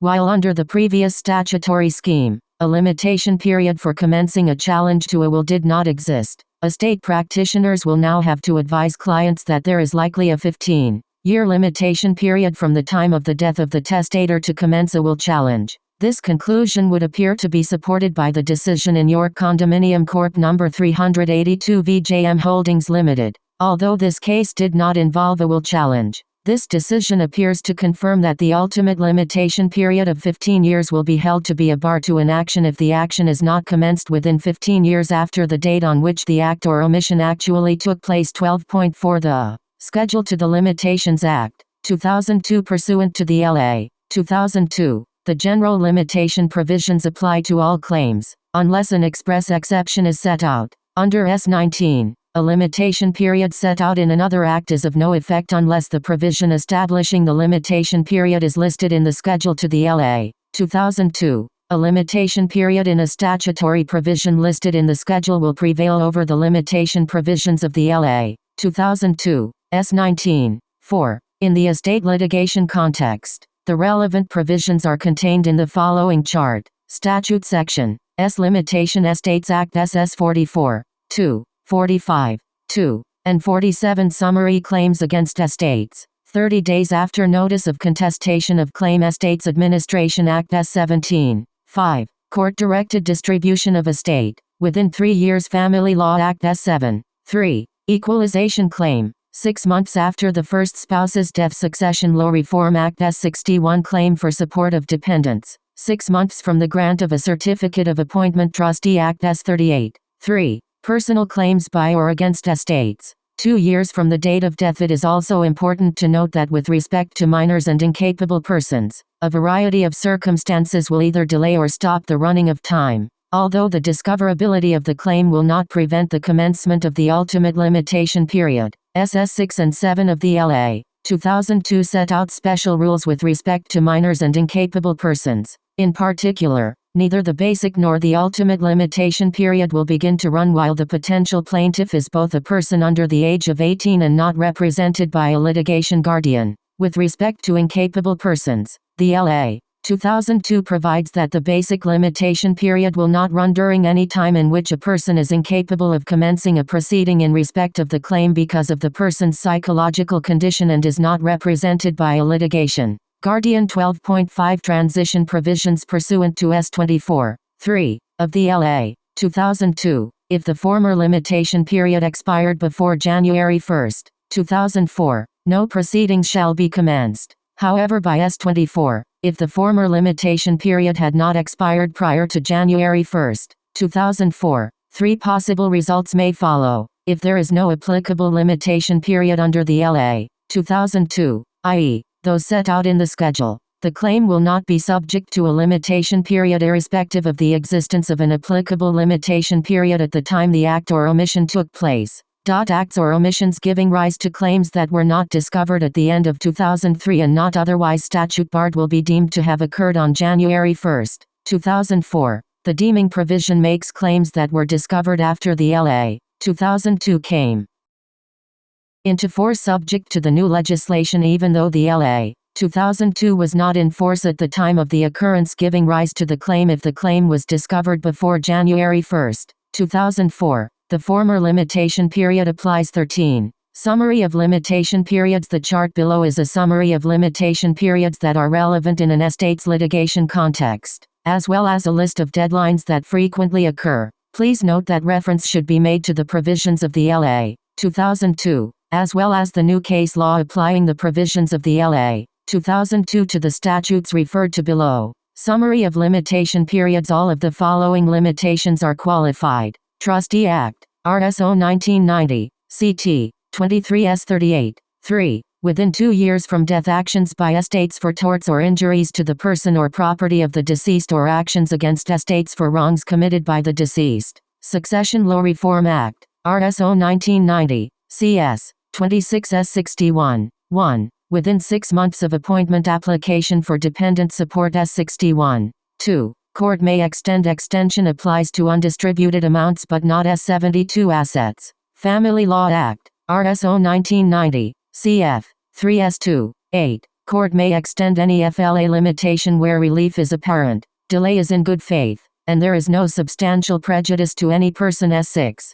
10. Within 6 months from death, spousal election under the FLA together with an application. S6, 14. Within 6 months from death, estate cannot distribute without a spousal consent. S6, 15. No distribution after the personal representative has received notice of an FLA application unless the applicant gives written consent or a court authorizes the distribution. S6, 16. Court may extend broad power but the estate's net family property is based only on undistributed amounts. S7, 3. Within 6 months from death, application for equalization. Estates Act, RSO 1990, CE, 21S44, 2. Within 30 days after being served, claimants against estates who are served with a notice of contestation of claim must file affidavit and statement of claim. S47, 1. Extension of Trustee Act. The Trustee Act does not affect claims against an estate where notice of the claim is filed by affidavit and served on the estate trustee before the expiry of the limitation period,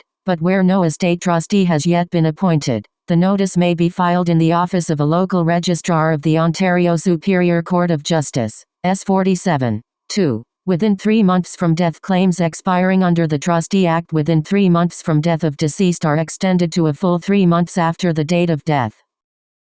Estates Administration Act, RSO 1990, CE, 22S9. After 3 years after death, real property not disposed of within 3 years of death is deemed to have vested in those beneficially entitled to property unless caution registered. S17, 5. Within 3 years from death, estate trustee or beneficiary may apply to court for order directing the estate to be distributed. S26. Within 1 year from death, no distribution may be made on an intestacy within 1 year from death.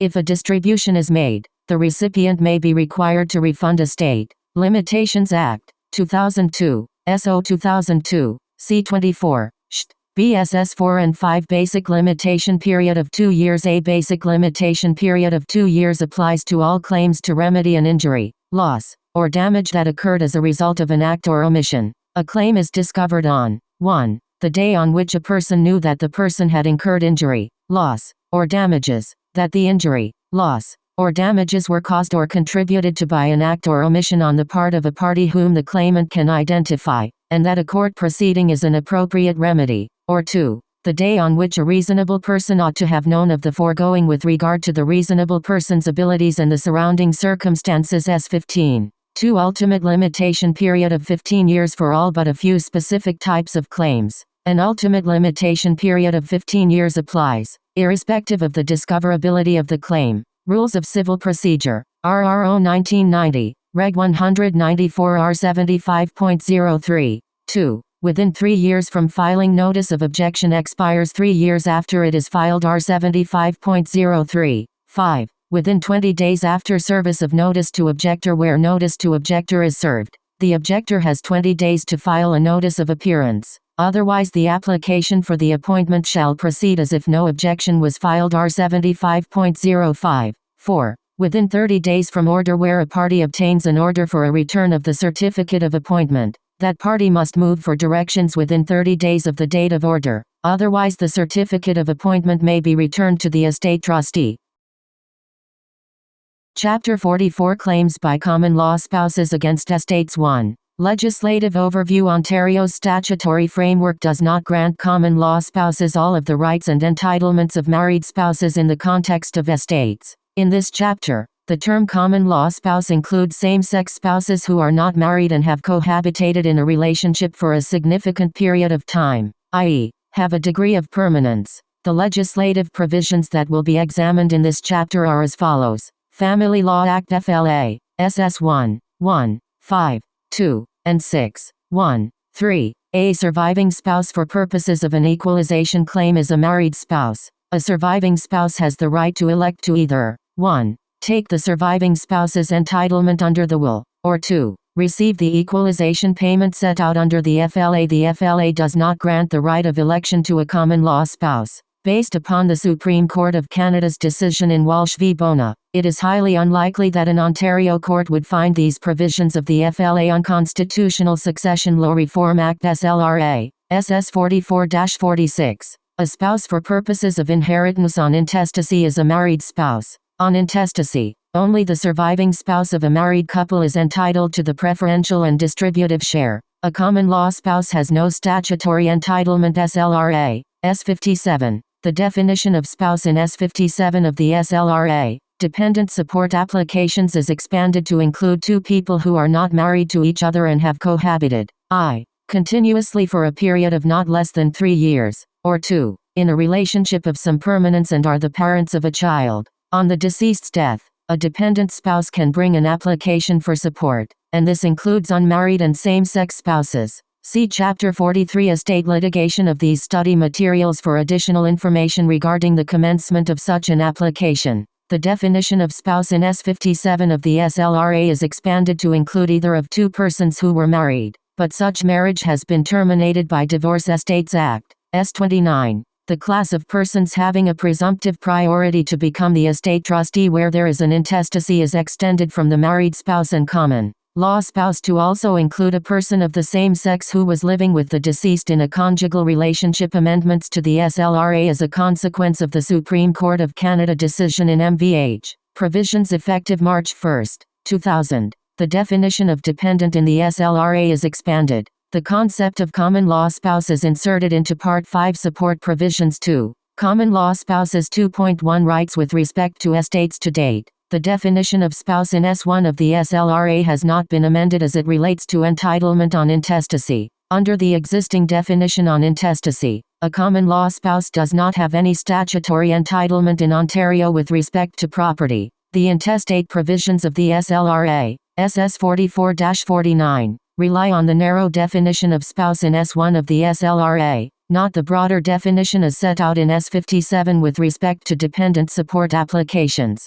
Section 1 of the SLRA defines spouse to mean either of two persons who are married to each other or have together and in good faith entered into a marriage that is voidable or void. Accordingly, only a surviving married spouse is entitled to the first preferential share. currently prescribed by regulation as $200,000 of the deceased's estate and a portion of the remainder. The percentage is dependent upon the number of children who have survived the deceased, but a common law spouse has no such entitlement. Under S29, 1a of the Estates Act, married spouses and person with whom the deceased was living in a conjugal relationship outside marriage immediately before death, which includes common law spouses, share priority to become personal representatives of the estate. Although the statute does not provide these persons with mandatory priority to the appointment over other relatives, the general tendency of the courts has been to this effect. Consequently, the combination of S29 of the Estates Act and SS 44-45 of the SLRA creates the anomalous result that if an individual dies intestate leaving a common law spouse and other relatives, the common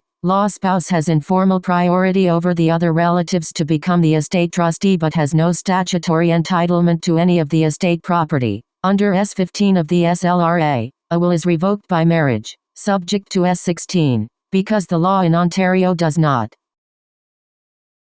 recognize a common law relationship as equivalent to a marriage, and the word spouse in S1 of the SLRA only includes lawfully married spouses. Entering into a common law relationship would not revoke their respective wills. Since Ontario now permits legal marriages between same-sex couples, a will would now be revoked by a marriage between same-sex couples. Section 1 of the FLA also does not include common law spouses in the definition of spouse. As a result, a common law spouse is not entitled to make the election under S6 of the FLA, as to whether the surviving spouse wishes to take under the will, if there was a will, or to receive the entitlement under the FLA, which entitles a spouse to 1/2 of any positive difference between the net family property of the deceased spouse and the surviving spouse. Calculated according to the formula in S5 of the FLA, the result is that common law spouses are not statutorily entitled to the preferential share of the estate in an intestacy nor the right to elect in favor of an equalization payment. Common law spouses have the same priority to administer the estate which provides no property entitlement or to make a claim against the estate as a dependent. The following scenario illustrates the practical effect of the differential treatment of common law spouses in relation to property rights and estates. Consider a situation in which married spouses have been separated for some time and are involved in negotiations with respect to issues regarding division of property and support. Assume also that one of the spouses has been living in a conjugal relationship with a person for more than 3 years and then dies. The married spouse is entitled to make an election in favor of an equalization payment pursuant to the FLA. The common law spouse is permitted to assert a claim against the estate as a dependent under the SLRA. However, as between these two claims against the estate, S6(12)(c) of the FLA gives the married spouse's claim priority over the dependent support claim of the common law spouse. 2.2 Unjust enrichment, constructive trust, and quantum meruit claims. Despite the provisions discussed above in the FLA and SLRA that do not grant a common law spouse an entitlement to a share in the estate of a deceased common law spouse, common law remedies relating to the doctrine of unjust enrichment, constructive trust, and quantum meruit may provide similar relief. The application of the equitable doctrine of unjust enrichment enables a common law spouse to assert property rights in estate assets in certain circumstances. In theory, proving such entitlements in court is a complex process, requiring the common law spouse to go the expense of initiating and proving a claim for a constructive trust or monetary compensation for services rendered. Claims based upon unjust enrichment are difficult to quantify because the claimant must prove the value of the contribution and that there was a reasonable expectation of receiving compensation. Evidence of this nature in the context of a spousal relationship is often based solely on the barely corroborated but uncontradicted word of the common law spouse. Barely, because any claims against an estate must be corroborated by evidence. Evidence Act, S13, though case law has set the evidentiary bar quite low. However, in practice, trials have become exceedingly rare in estate litigation. The unpredictable nature of this type of claim, the natural sympathy attaching to the claimant, and the risk of adverse costs awards combine to create a strong incentive to recognition and settlement of the claim. Still, such a remedy is clearly less advantageous than a statutory entitlement. A common law spouse who advances any claim against the deceased spouse's estate should not act as estate trustee given the obvious conflict of interest. 2.3 Charter cases. Same-sex partners. There appears to be only one reported Canadian Charter of Rights and Freedoms. Charter Case in which a same-sex spousal claim has been advanced against an estate in the context of the provisions for spouses under the Estates Act, FLA, and SLRA or similar statutes. This is the 2001 decision of the Surrogate Court of Alberta in Johnson v. Sand. In this case, the court found that the failure of the province's Intestate Succession Act to grant intestate succession rights to unmarried spouses was ultra vires the Constitution. However, in light of the Supreme Court of Canada decision in Walsh v. Bona, a constitutional claim of this nature is unlikely to succeed. 3. Conclusion. In Ontario, the estates law framework accords different entitlements to lawfully married spouses and common law spouses. These differences are most evident in Ontario's treatment of common law spouses under the SLRA and FLA. Chapter 45 Wills and Estates of Indians 1. Introduction. The purpose of this chapter is to review the testamentary provisions of the Indian Act, specifically those sections dealing with the powers and jurisdiction of the Minister of Indigenous Services, Minister, wills, distribution of property on intestacy, restrictions on devise and descent of property, and the administration of estates of dependent adults and minors. The impact of family law legislation on estate matters will also be reviewed briefly. Because this chapter deals with the application of the Act, it only applies to Indians as defined under the Act 2. The Indian Act. The Act, together with the Indian Estates Regulations, made under the Act, purports to provide a code with respect to the domestic affairs of Indians and the use of reserve land. Indigenous Services Canada ISC has also established the Living Estates Program, which is responsible for ensuring that the federal government's legal obligations and responsibilities pursuant to SS 51-52 of the Act are met by providing for the management and administration of the estates of Indian minors and mentally incompetent Indians, as defined by the Act. ISC has also established the Decedent Estates Program, which is responsible for ensuring that the federal government's legal obligations and responsibilities pursuant to SS 42-50 of the Act are met by providing for the management of Indian estates. It should be noted that the estate provisions of the Act do not always apply, particularly where the relevant First Nation has its own laws pursuant to a self-government agreement. 3. Definitions. In order to understand the operation of the Act and the regulations, it is essential to have an understanding of the terms used. Practitioners are cautioned not to assume that the definitions in provincial legislation are the same as those found within the Act and regulations. 4. Jurisdiction. The following discussion on jurisdiction is subject to the overriding issue of self-government. Although the issue has not been resolved in jurisprudence, practitioners should be aware that matters of wills and estates may be ultimately recognized as within the jurisdiction of the First Nation, either by negotiation or jurisprudence. The Act creates a discretionary and supervisory jurisdiction in the minister rather than in the courts. If the minister does not have jurisdiction, the case falls within provincial jurisdiction. Therefore, the first step when administering an estate of the deceased, mentally incompetent, or infant Indian is to determine whether the minister has jurisdiction over the estate. Under S. 42 of the Act, the minister has all jurisdiction and authority in relation to matters and causes testamentary, with respect to deceased Indians, pursuant to S. 43. This includes but is not limited to the power to appoint and remove an executor or administrator, authorize an executor to carry out the terms of the will of a deceased Indian, authorize an administrator to administer the property of an Indian who dies intestate, act as executor of a will of a deceased Indian, and administer the property of an Indian who dies intestate. Moreover, the minister has a broad overriding jurisdiction and authority to give any order, direction,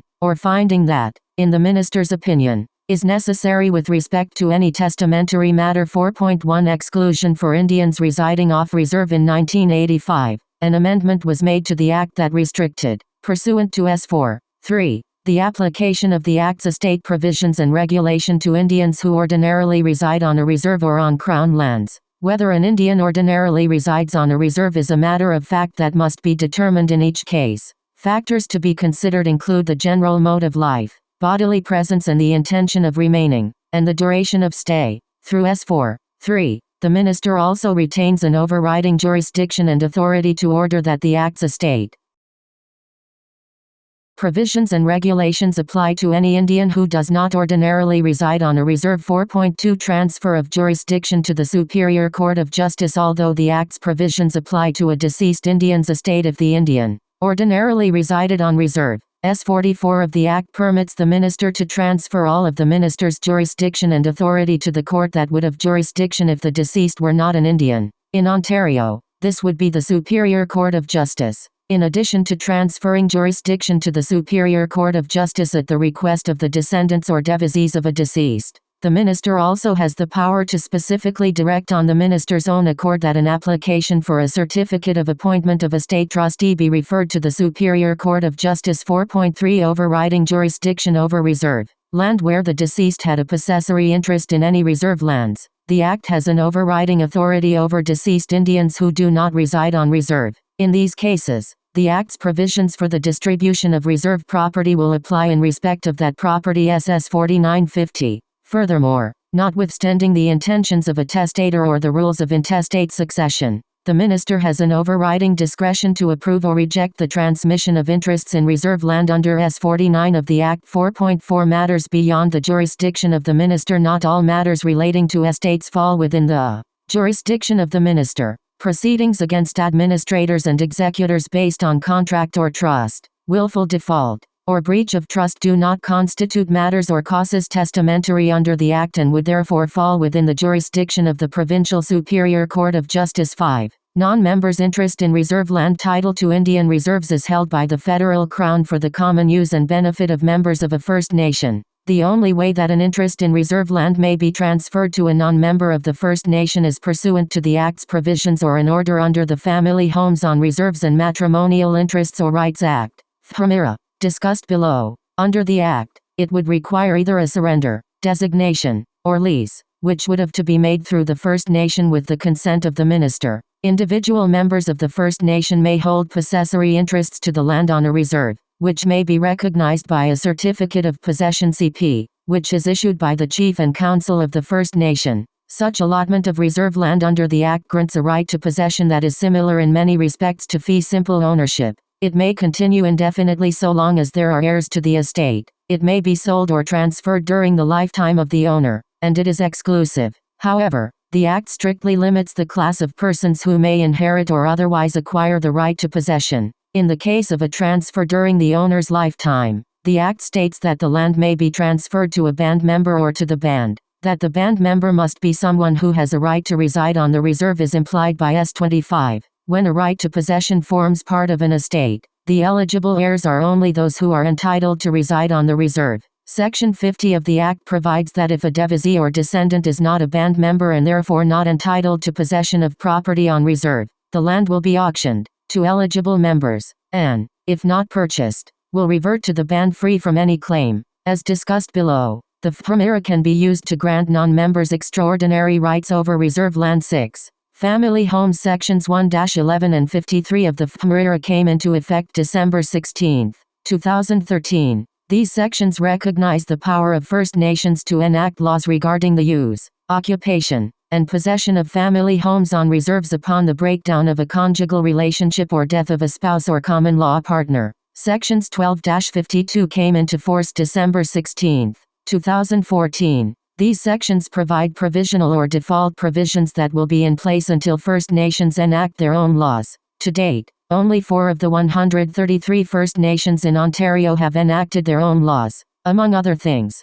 the FMIRA grants various rights to surviving spouses or common law partners despite being a non-member and regardless of whether they are listed on a CP under the Act. These rights are similar, but not identical, to the Family Law Act FLA provisions and include rights to exclusive occupation of the family home and rights to division of the value of the family home and other property. Inquiries will have to be made with the relevant First Nation to determine whether any First Nation laws exist and, if not, the impact of the FMIRA.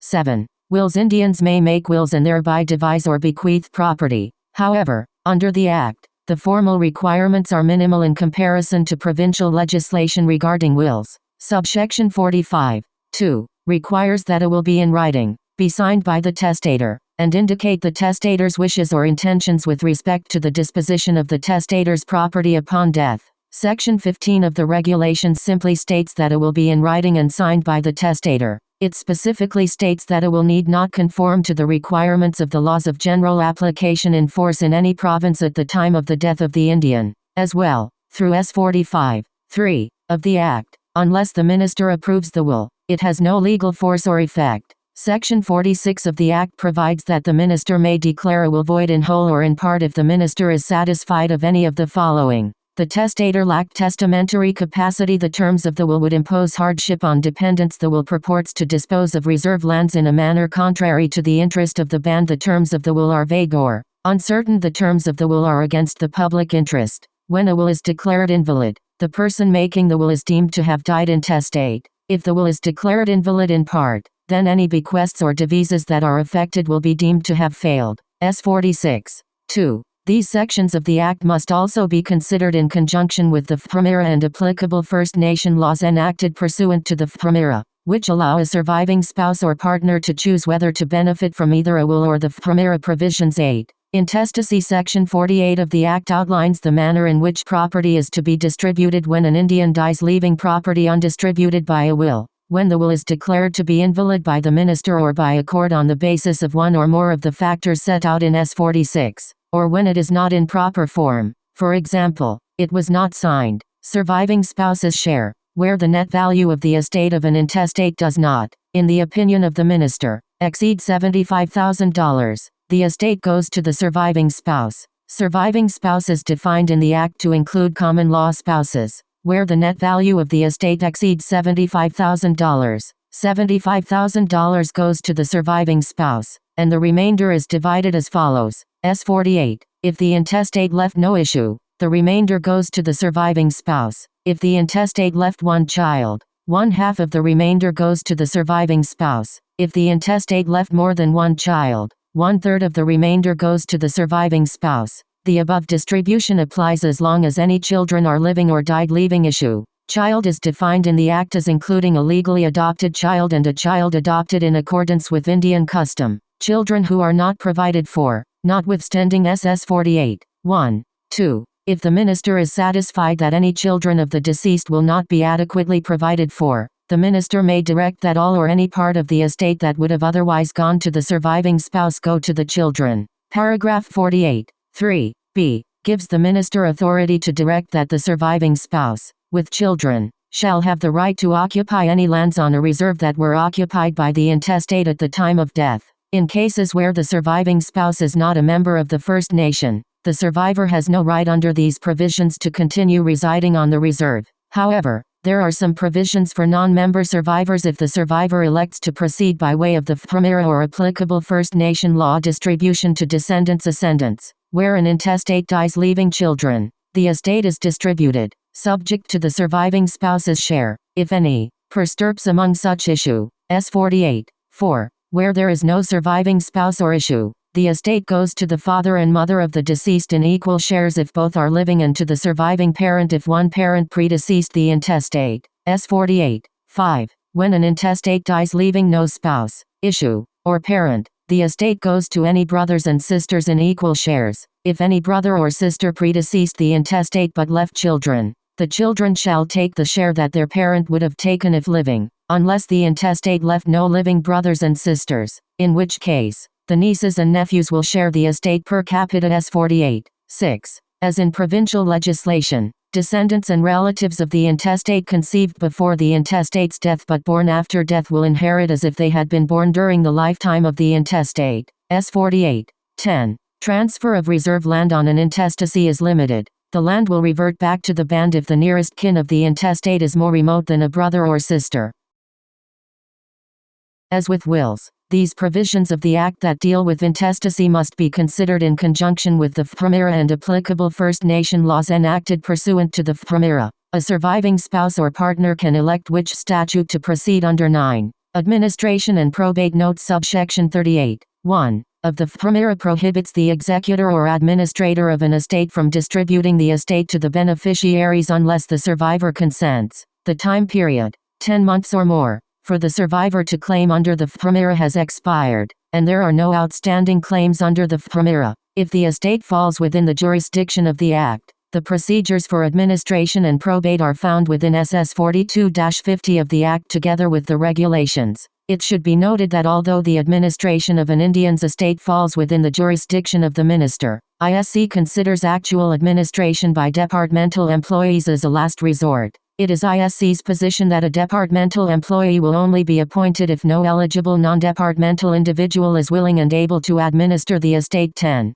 Appeals. The minister's powers in connection with the administration of estates are subject to review by the federal court under S. 47 of the Act. The standard of review is that of correctness. 11. Estates of persons not competent to handle their own affairs. Section 51 of the Act ousts the jurisdiction of the Superior Court of Justice in relation to the property of an Indian who is mentally incompetent and ordinarily resident on reserve or crown land. S. 4. 3. Pursuant to S. 51, jurisdiction is vested in the minister. Section 2 defines mentally incompetent Indian as an Indian who, pursuant to the laws of the province in which he resides, has been found to be mentally defective or incompetent for the purposes of any laws of that province providing for the administration of estates of mentally defective or incompetent persons. For the purpose of SS 51-52, the definition of Indian is extended to include any member of a band. This is in contrast to the definition of Indian that otherwise applies in the Act, which is restricted to those persons who are registered as an Indian with ISC. As a result of band, First Nation, membership laws, it is possible to be a band member, yet not recognized as an Indian under the Act. Section 51 gives the minister the authority over the property of an Indian who is mentally incompetent to appoint persons to administer the estate, order that any property be sold, leased, alienated, mortgaged, disposed of, or otherwise dealt with for the purpose of paying debts or engagements, discharging encumbrances on property, paying debts or expenses incurred for the person's maintenance or otherwise for the person's benefit, or paying or providing for the expenses of future maintenance, and make such order and give such directions as the minister considers necessary to secure the satisfactory management of the estate. The minister may also order that any property situated off reserve and belonging to a mentally incompetent Indian residing on reserve be dealt with under the laws of the province in which the property is situated. 12. Property of minors. Sections 52 and 4. 3. Of the Act establish the minister's jurisdiction to administer the property of Indian children ordinarily resident on reserve or crown land and to appoint a guardian for that purpose. However, as in the case with persons declared mentally incompetent, S. 4.1 expands the definition of Indian for S. 52 to include non-status Indian band members. Guidelines for the release of funds by the minister to parents and guardians of infant children are now provided in SS 52.1 to 52.5. Section 52.4 correspondingly protects the minister from liability in respect of such payments made where it appears to a court that the minister acted honestly and reasonably and ought fairly to be relieved from liability. 13. Death of a spouse or common law partner under the FLA. When a spouse dies, if the net family property of the deceased spouse exceeds the net family property of the surviving spouse, the surviving spouse is entitled to 1/2 the difference between them. S. 5. 2. If such an election is made, the surviving spouse forfeits any entitlement under the deceased's will, unless the will specifically states that the surviving spouse is so entitled. Likewise, if the surviving spouse elects for equalization of the net family property,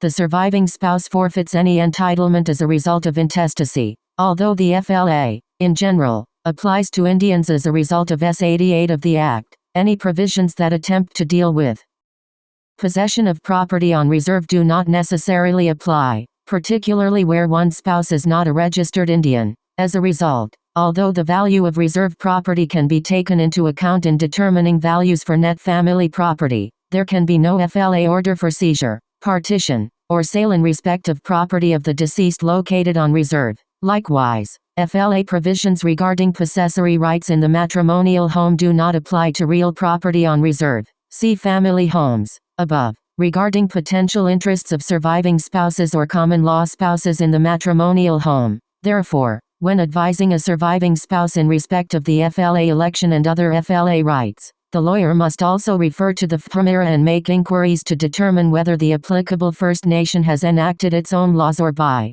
laws or the provisional FPRA rules apply. It is possible that an election will be available under both the FLA and the FPRA simultaneously. Real estate. Chapter 46 Agreement of Purchase and Sale 1. Introduction. Real property purchases and sales typically have 3 stages. 1. Negotiating, drafting, and signing the agreement of purchase and sale. 2. The title search process, due diligence. And 3. The closing. This chapter deals with the first stage, agreement of purchase and sale. The agreement of purchase and sale with respect to real estate agreement is a contract. The agreement brings with it all the obligations, responsibilities, and procedures of contract law. The elements of a binding contract being offer, acceptance, exchange of consideration, and the meeting of the minds, must be in writing in order to comply with the statute of frauds. See signatures below. Regarding electronic signatures, every real estate board in the province of Ontario has adopted the Ontario Real Estate Association, ORI, form of agreement for residential real estate transactions. See Appendix A. This chapter focuses on the ORI agreement. While this commonly used form addresses the issues that arise in most real estate transactions, a lawyer must be competent in drafting additional clauses and revising the standard form to accommodate local requirements as well as the needs of the party the lawyer is representing. Additional clauses are easily added with a schedule to the agreement. Each section of this chapter has a corresponding part in the agreement. For instance, the section "The Parties" corresponds to the first lines of the agreement, where the names of the parties appear. The section describing the property corresponds to the next part of the agreement, and so on until we reach the end of the agreement. This chapter deals primarily with the purchase and sale of used homes, although much of its content also applies to new homes. The unique aspects of new homes are covered in Appendix C of this chapter and in Chapter 61, Understanding a New Home Agreement of Purchase and Sale. Of these study materials, when reviewing an agreement, keep in mind that most issues that arise in the course of real estate transactions are dealt with in the agreement, which spells out the rights and obligations of the parties to the transaction. Sometimes lawyers will spend much time and effort looking through statute and case law for a solution to a problem that has arisen in the transaction when the answer is in the contract. Certain terms are used in this chapter, which will be elaborated considerably in later chapters. Transfer. At the closing stage, the ownership of real property is conveyed from seller to buyer by the registration of an electronic or paper document called a transfer. Synonymous terms such as deed and grant were used in the past. Untitled spouse. When a married person buys a home that becomes the matrimonial home of the person and the person's spouse pursuant to S. 18(1) of the Family Law Act FLA, the buyers may register ownership of the home in the name of only one of the two spouses. In such a case, the second spouse, who is not a registered owner, is referred to as an untitled spouse. Easement. An easement is the right of the owner or tenant of land, the dominant tenement, to use nearby land it does not own, the servient tenement for a specified purpose that relates in some way to its ownership. Examples include a right to walk or drive over nearby land, a right to install and maintain pipes or wires under nearby land, and a right to use a ditch on nearby land for water drainage. Incapable. A person who is incapable lacks mental capacity to make decisions about the person's legal and financial affairs. For example, someone who suffers from Alzheimer's disease or has had a severe stroke may be incapable power of attorney. This is an instrument in writing that authorizes another to act as one's agent within a defined scope of authority. 2. The parties. 2.1 Issues common to both buyers and sellers. 2. 1. Identification of parties. Before proceeding with the review and negotiation of the agreement, the lawyer must confirm the identity of each client, whether buyer or seller. Bylaw 7.1. Made under the Law Society Act, SS 21-23. This is part of the ongoing need to know one's client and guard against the possibility of unknowingly assisting the client in fraudulent or other illegal conduct.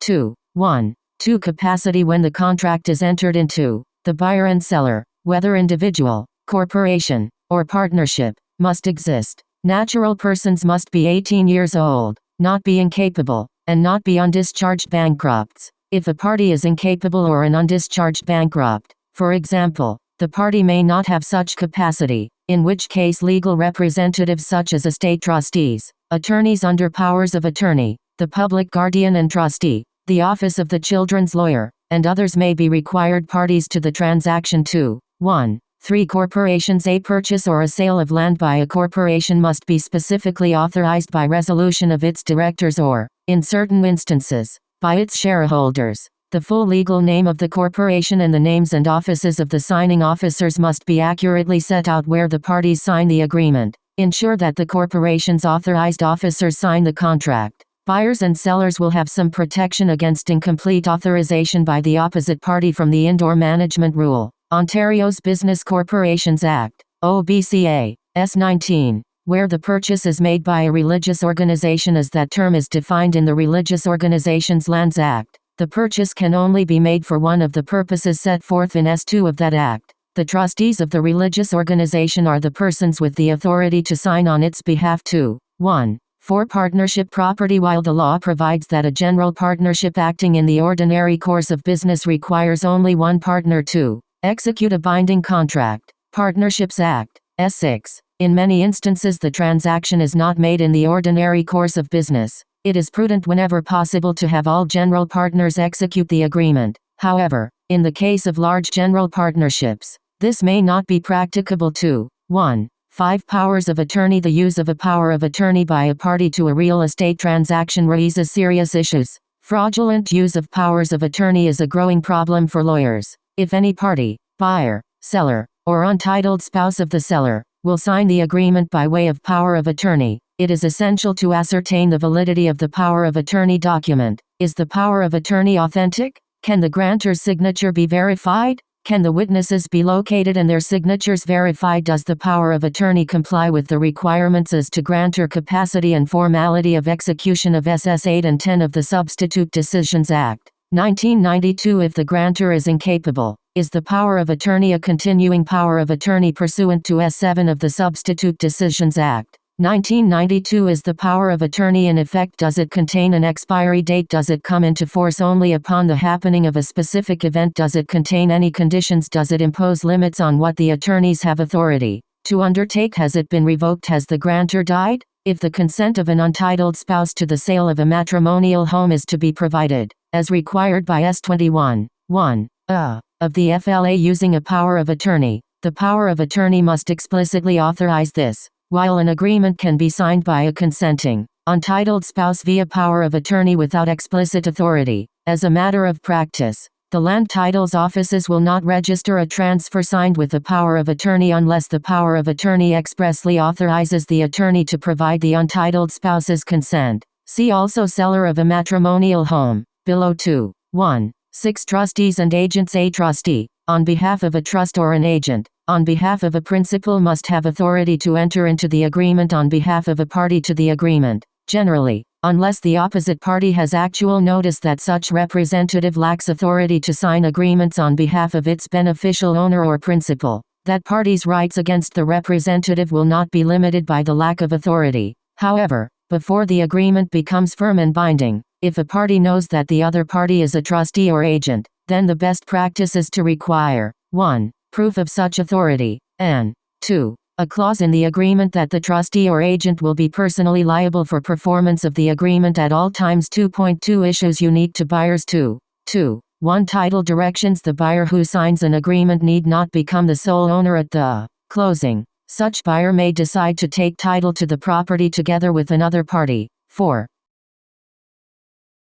Example, a spouse. A written title direction signed by the original buyer and the added party can routinely be given to the seller at closing, authorizing the seller to prepare the transfer of title in the two names. An amending agreement to add the second buyer to the agreement is not usually required. Alternatively, and less commonly, before closing, the named buyer may formally assign and sell the agreement to a legal entity that is not an original party, unless the agreement specifically prohibits such a step. This is one way for a buyer to resell, or flip, a property before closing without ever taking title, often earning a profit in the process. This situation, while often quite legitimate, may constitute a red flag for possible fraud. 2. 2 trustees and agents as buyers. Sometimes a buyer will submit an offer to purchase in trust for or on behalf of a corporation to be incorporated, which the buyer will own. Such a buyer will want the right to assign the agreement to such new corporation before closing. The seller need not object provided it is clear in the agreement that the original buyer remains personally liable for performance of the agreement at all times, even if the agreement says nothing regarding the original buyer's continuing liability. If the new corporation defaults in completing the transaction, the original buyer will probably be liable to the seller for damages because a buyer can only assign its rights, not its obligations. OBCA, S21. The original buyer can only avoid liability if the seller explicitly releases that buyer from further liability. 2. 3. Multiple buyers and co-ownership. Where two or more individuals together buy or inherit a home or other real property, Then, depending on the nature of their relationship, issues may arise. For example, when a group of heirs, often the adult children of the deceased, inherit a family cottage, disputes among them regarding possession, cost sharing, and so on are not unusual. The term buyers used in this section should be read as including beneficiaries who have inherited, wherever applicable, assuming there are two buyers both of whom want to be registered as owners. Before closing, they will have to decide whether to register ownership as joint tenants or as tenants in common. Joint tenancy will be used where the buyers desire that if one of them should die, the survivor is to become the sole owner by right of survivorship. Joint tenancy is commonly used by spouses for their matrimonial home as a simple form of estate planning. Tenancy in common is typical in other situations. Examples include unmarried buyers who will share use of the home and its facilities, business partners buying for investment purposes, and children of a deceased owner inheriting cottage property. Tenants in common each own a percentage of the registered title. For example, 3 tenants in common may respectively own interests of 40%, 40%, and 20%. If one owner dies, that owner's share of the property becomes an asset of that owner's estate. The surviving tenants in common must then deal with a new tenant in common, the estate trustee of the deceased, and potentially with the heirs of the deceased if the deceased's share is specifically bequeathed to heirs. The following are some issues that may arise over time among tenants in common. Rights of possession. Do all owners have the right to inhabit the home? May they do so with a third party who is not an owner carrying costs? Is each owner required to pay the owner's proportionate share of the property taxes, insurance premiums, utilities, maintenance, and repair costs? Who will decide what maintenance and repairs should be done? To what standard should these be done? Common areas. Who will have the right to use the common areas mortgage? Do the owners understand the consequences of the joint and several liability that will be required of them by mortgage lenders? If one owner is wealthier than the other, is it in the best interest of the wealthier owner to be jointly and severally liable with the other? Should such buyers have separate legal representation before an offer to purchase is even drafted? Due to the differing interests, indemnity. Will the owners indemnify each other against the possibility that the actions of one owner may expose the other to liability for torts for breaches of contract? Death. If a tenant in common dies owning, for instance, a 50% interest, can that owner bequeath this fractional share to an heir or to multiple heirs, resulting in smaller multiple ownership fractions? Should the surviving owner have the first right, or the obligation, to buy the interest of the deceased? If so, at what price? Events of default. What happens if an owner's fractional interest is seized by creditors or by a bankruptcy trustee? What happens if an owner's marriage ends bitterly and the spouse asserts claims to the property under the FLA?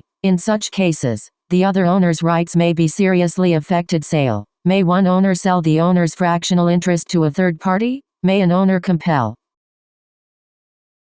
another owner to sell his or her fractional interest to the first? What procedure is there for managing this? To deal with these issues and others, the buyers can negotiate a comprehensive co-ownership agreement, hopefully before the transaction closes and preferably before an offer to purchase is even submitted. Each co-owner, tenant in common, should have separate legal representation in the negotiation and drafting of the co-ownership agreement because their interests differ. Such an agreement can anticipate the various issues and provide procedures by which the parties agree to resolve each such issue. These issues are not exclusive to tenancies in common of real property. Similar issues arise among the shareholders of corporations, partners of a partnership, and those in other relationships where similar considerations exist. 2.3 Issues unique to the seller. 2. 3. 1. Seller. As an individual, it is critical to correctly identify the registered owners of the property, all of whom must be named as sellers. If, for example, only one of 2 registered owners signs the agreement as seller, then the buyer may have no contractual rights against the owner who did not sign.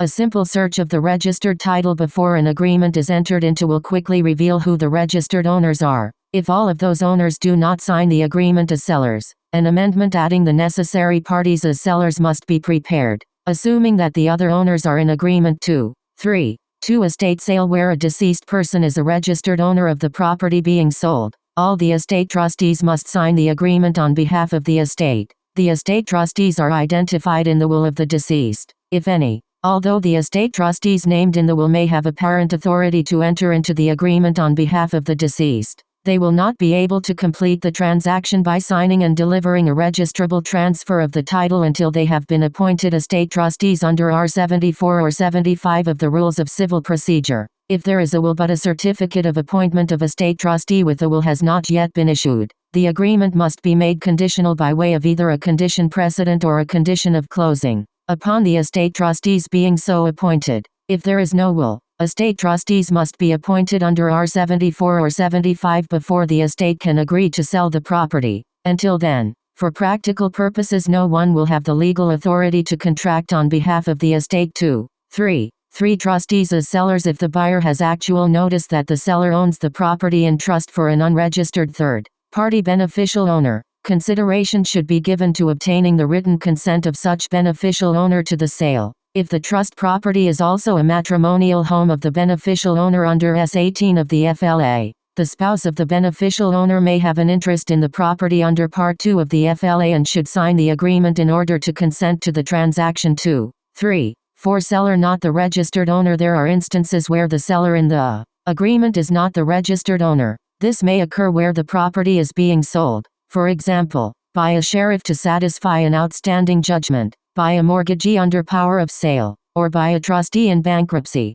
In such circumstances, it is important to identify the capacity of the seller. In these situations, the buyer also needs to understand at the outset any limitations on the buyer's contractual rights against such a representative seller. For example, before such a transaction can close, the registered owner of the property may be able to make payments to the mortgagee or sheriff which, pursuant to statute or common law, will put an end to such seller's right to sell. Language describing any such possibility and the rights of the parties in such eventuality should be clearly set out in the agreement. 2. 3. 5 seller of a matrimonial home. If the seller is the sole registered owner and the property is a matrimonial home of the seller, S21. 1.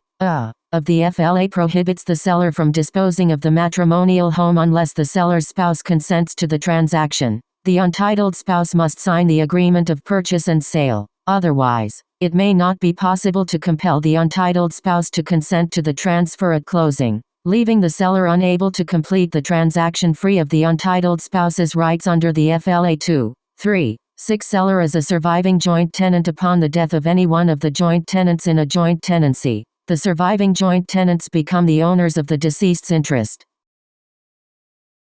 There is an exception to this rule where a married person dies owning a matrimonial home as a joint tenant with a person who is not his or her spouse. Section 26 of the FLA states that the joint tenancy is deemed to have been severed immediately before the time of death, in effect creating a tenancy in common, as a result of which all tenants in common must sign. 3. Describing the property. The real property is, of course, the primary subject matter of the agreement. It must be accurately identified and described. The municipal address is the first component. This address is a convenient reference point but has little, if any, legal effect. 3.1 Legal descriptions. All real properties in Ontario have legal descriptions. Every well-drafted agreement will contain a complete legal description of the property. The ORI form has limited space for this, so a schedule for long legal descriptions may be needed. Legal descriptions contain lot and plan, or lot and concession numbers, or variants of these, at minimum. Where the property is not the whole of a lot on a plan or concession, the entire detailed description, whether parts on a reference plan or meets and bounds, should be included. Lot dimensions are also part of most legal descriptions. Buyers are entitled to rely on every detail of the legal description, which must therefore be accurate and complete. Referring to and attaching a survey is a good way to describe accurately a property's dimensions and to disclose the existence and location of easements, building and fence encroachments, and other potential problems, and should be considered a best practice. However, care must be taken to ensure that the survey is up to date and shows all existing encroachments. For example, after the date of an older survey, there may have been changes to the buildings, structures, or other improvements to the property. New fences may have been installed in wrong locations, easements may have been added, and building additions may have been built. All of these will render an older survey outdated and significantly reduce its usefulness. 3.2 Determining the dimensions. The person drafting the agreement must determine the dimensions of a property's boundaries from a survey,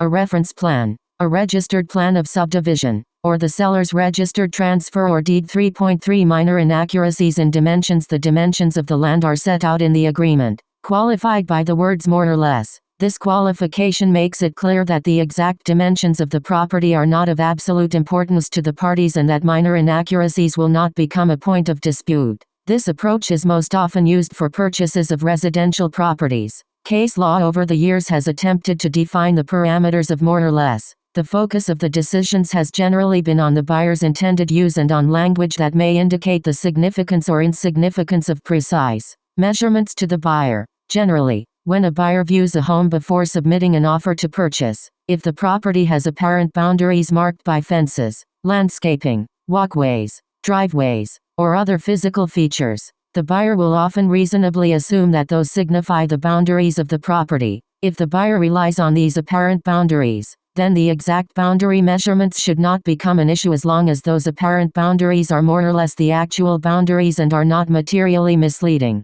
Minor discrepancies in dimensions as well as minor fence and hedge encroachments generally are covered by more or less and, in these visible boundary situations, will have no effect on the agreement. On the other hand, boundary markers may deceive the buyer into believing that the lot dimensions are significantly longer or wider than they actually are. Fences and landscaping may have been deliberately or mistakenly located so as to enclose significant portions of abutting land that the seller does not own. In such cases, more or less will no longer be applicable, and the buyer may have justifiable cause for complaint. In the cases of physically large lot dimensions or the absence of physical boundary demarcation, the buyer can only be sure of the boundary locations by actually measuring them and comparing them to the dimensions of the land contained in the seller's registered transfer or deed or a survey. This will usually be done by an Ontario land surveyor in the course of preparing a survey of the property on the buyer's behalf. 3.4 Buying land for development. In the case of a property being purchased for development, such as vacant land or land having an old home to be demolished, the buyer must know the minimum lot areas, street frontages, building setbacks, and other criteria specified in the municipal zoning by law. These specifications in turn determine the number and size of homes that the buyer may build on the land. For example, a home builder may buy a large lot containing one old house, intending to divide the lot into 3 smaller lots and build a home on each new lot. The total area of land being purchased, in square meters, acres, or hectares, along with the length of its frontage on a public street and depth are critical to this buyer's purpose. On the basis of these requirements and the bylaw requirements, the buyer can plan to build a specific number of homes of a certain size and will value the land accordingly. Such a buyer should delete more or less from the form, modify the description of the land to suit its needs, and state that the dimensions are expected to be accurate and that it relies upon the warranted dimensions in valuing the property. If the actual measurements are later determined by a survey to be less than what the seller represents, the buyer may be restricted to building fewer or smaller homes, reducing in the buyer's eyes the value of the property. Adding a condition precedent. See conditions precedent below. Allowing the buyer to satisfy itself as to the accuracy of the measurements and to terminate the agreement in case of significant inaccuracy is a good way to protect the buyer's interests and avoid later disputes. During the condition period, a survey can then be prepared to determine accurately the correct measurements. 3.5 Legal description. Disclosing limitations of the seller's title. Paragraph 10. Title of the ORI form, discussed in Title Clause, Para 10, below, provides that the buyer will accept title subject to certain easements and other minor title qualifications. However, except for the qualifications in Para 10, all other easements, rights of way, restrictive covenants, and other registered limitations on the seller's title must be disclosed by the seller in the legal description in the agreement. These rights can limit the buyer's intended use of the property and significantly affect its value to the buyer. Shared, mutual, driveways, private laneways, shared passageways between houses, and sewer, pipeline, and other underground easements for utilities crossing the property must be disclosed by the seller in the agreement, because they may prevent the buyer from building an addition to the house or installing a swimming pool or expensive landscaping. The seller's failure to disclose in the agreement significant title constraints may result in the buyer, before closing, demanding a price abatement, other damages, or even termination of the agreement because the buyer was not able to bargain on the basis of such limitations when making the offer to purchase. On the other hand, once a buyer has agreed to purchase a property based on full, Written disclosure in the agreement. The buyer will not later be in a position to require that the seller remove such a constraint since the buyer's offer was made with full knowledge of it. The most obvious way for buyers to avoid such problems is to have a lawyer search the title before making the offer, but this practice is typically followed only in transactions involving unusually large amounts of money, especially commercial transactions. 3.6 Disclosing known latent physical defects and stigmatized properties. The principle of disclosure by a seller in the agreement includes disclosure of some physical defects. A patent defect is one that is readily discoverable either by a buyer or a buyer's professional home inspector. A latent defect is unknown to the buyer and presumably to the seller and is not easily discoverable on a physical inspection, including an inspection by a professional. Sellers have no duty to disclose patent defects. The onus is on the buyer. The principle of caveat emptor prevails in Ontario. The inspection clause para 13 of the agreement makes this clear, discussed below. Sellers have no duty to disclose latent defects that the seller has no knowledge of. Where a seller knows of a latent physical defect, such as a seriously faulty foundation or large amounts of radon gas in the basement, there is a duty to disclose this if either a. The defect renders the property unfit for habitation or dangerous immediately or potentially, or b. Repair of the defect will be so costly as to significantly reduce the property value. Failure to disclose a latent defect known to the seller may constitute fraud. In recent years, a similar issue has arisen as to a seller's obligation to disclose in the agreement information about the history of the property and the surrounding neighborhood that may materially affect the value or desirability of the property. The issues of intangible, subjective, or non-physical stigmatization of the property raise similar concerns to those involving latent physical defects. Examples include the past use of the property for criminal purposes, the fact that a notorious murder or death occurred in the house, and the fact that a convicted pedophile lives down the street. Circumstances of this class have to date not required disclosure unless they render the property unfit for habitation or dangerous. Accordingly, the past use of a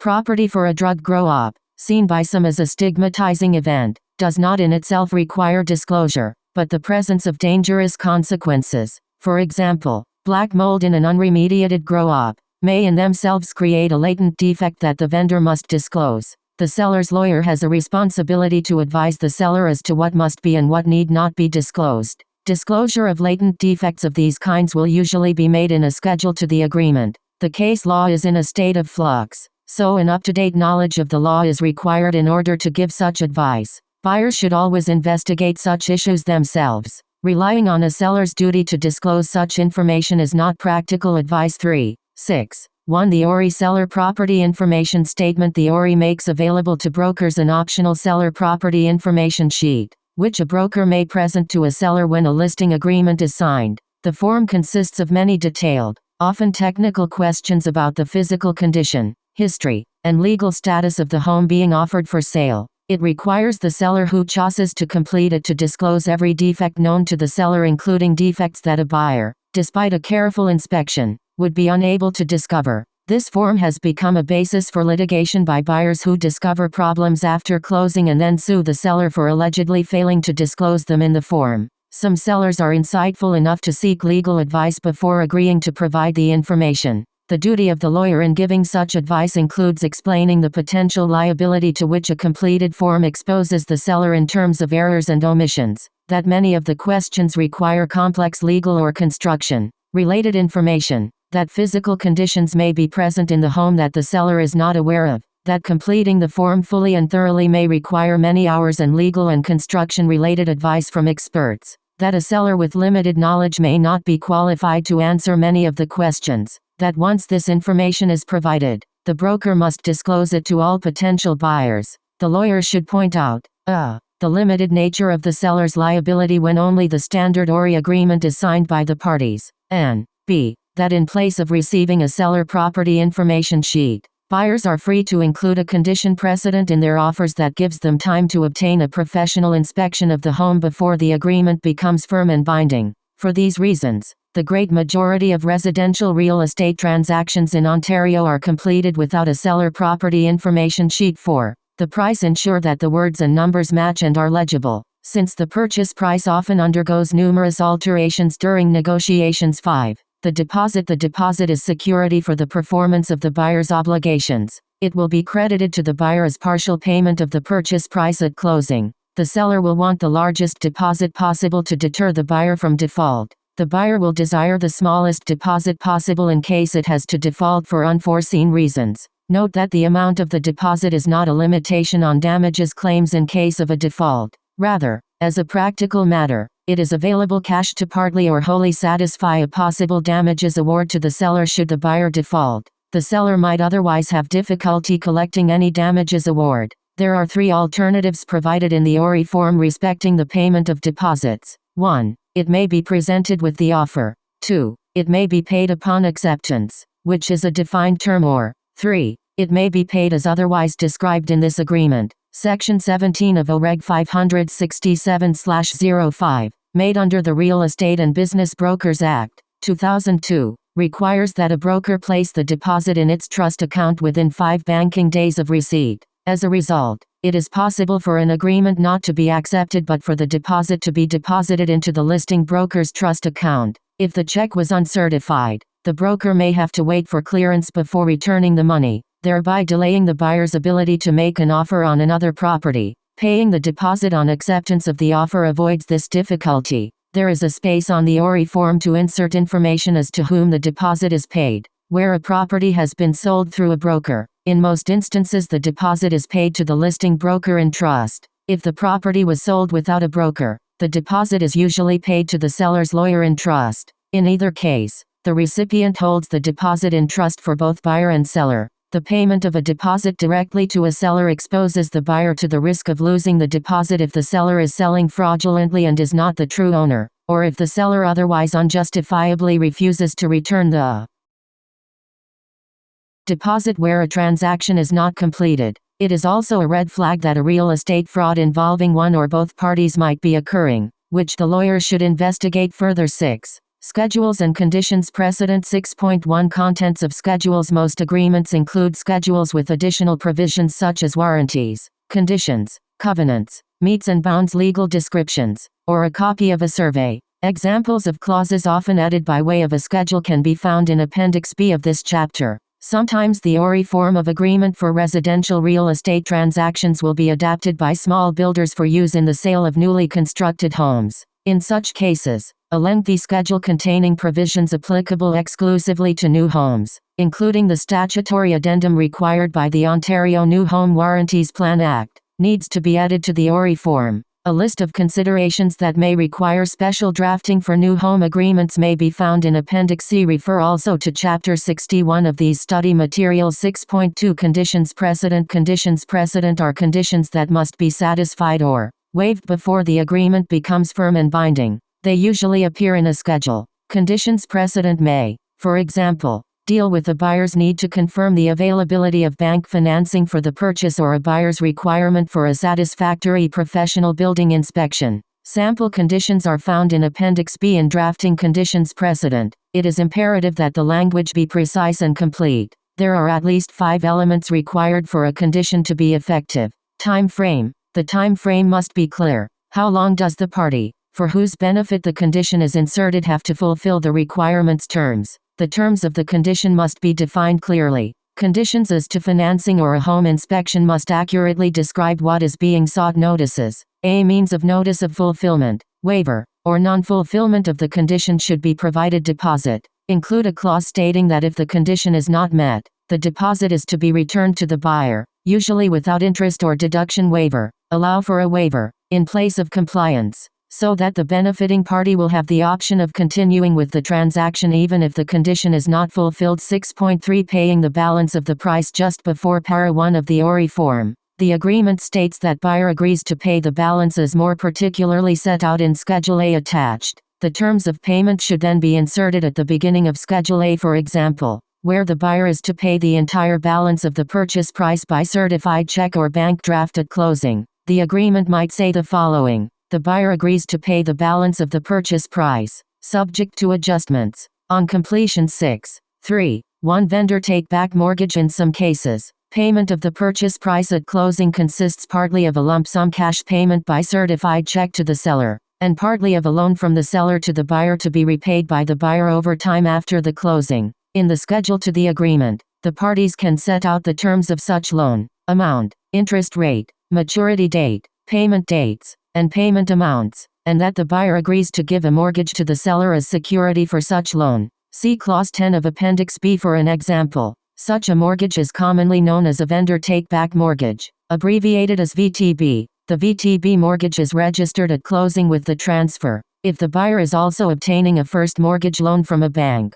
then the agreement must address two other issues. First, it must describe the VTB mortgage as a second mortgage. Second, it must set out the basic terms of the first mortgage to which the VTB mortgage will be subject. The larger the principal amount of the first mortgage relative to the total price, the riskier the VTB loan becomes for the seller. So the principal amount and other terms of the first mortgage may become the subject of negotiation between seller and buyer. Failure to specify the terms of the first mortgage in such circumstances would be a serious omission. Note that VTB second mortgages have become rare in recent years because first mortgage lenders generally require that the down payment be the buyer's money. 6.3. 2. Assuming an existing mortgage where the property is already subject to a first mortgage, the buyer may agree to assume such first mortgage. In this case, there are at least two issues to be concerned about.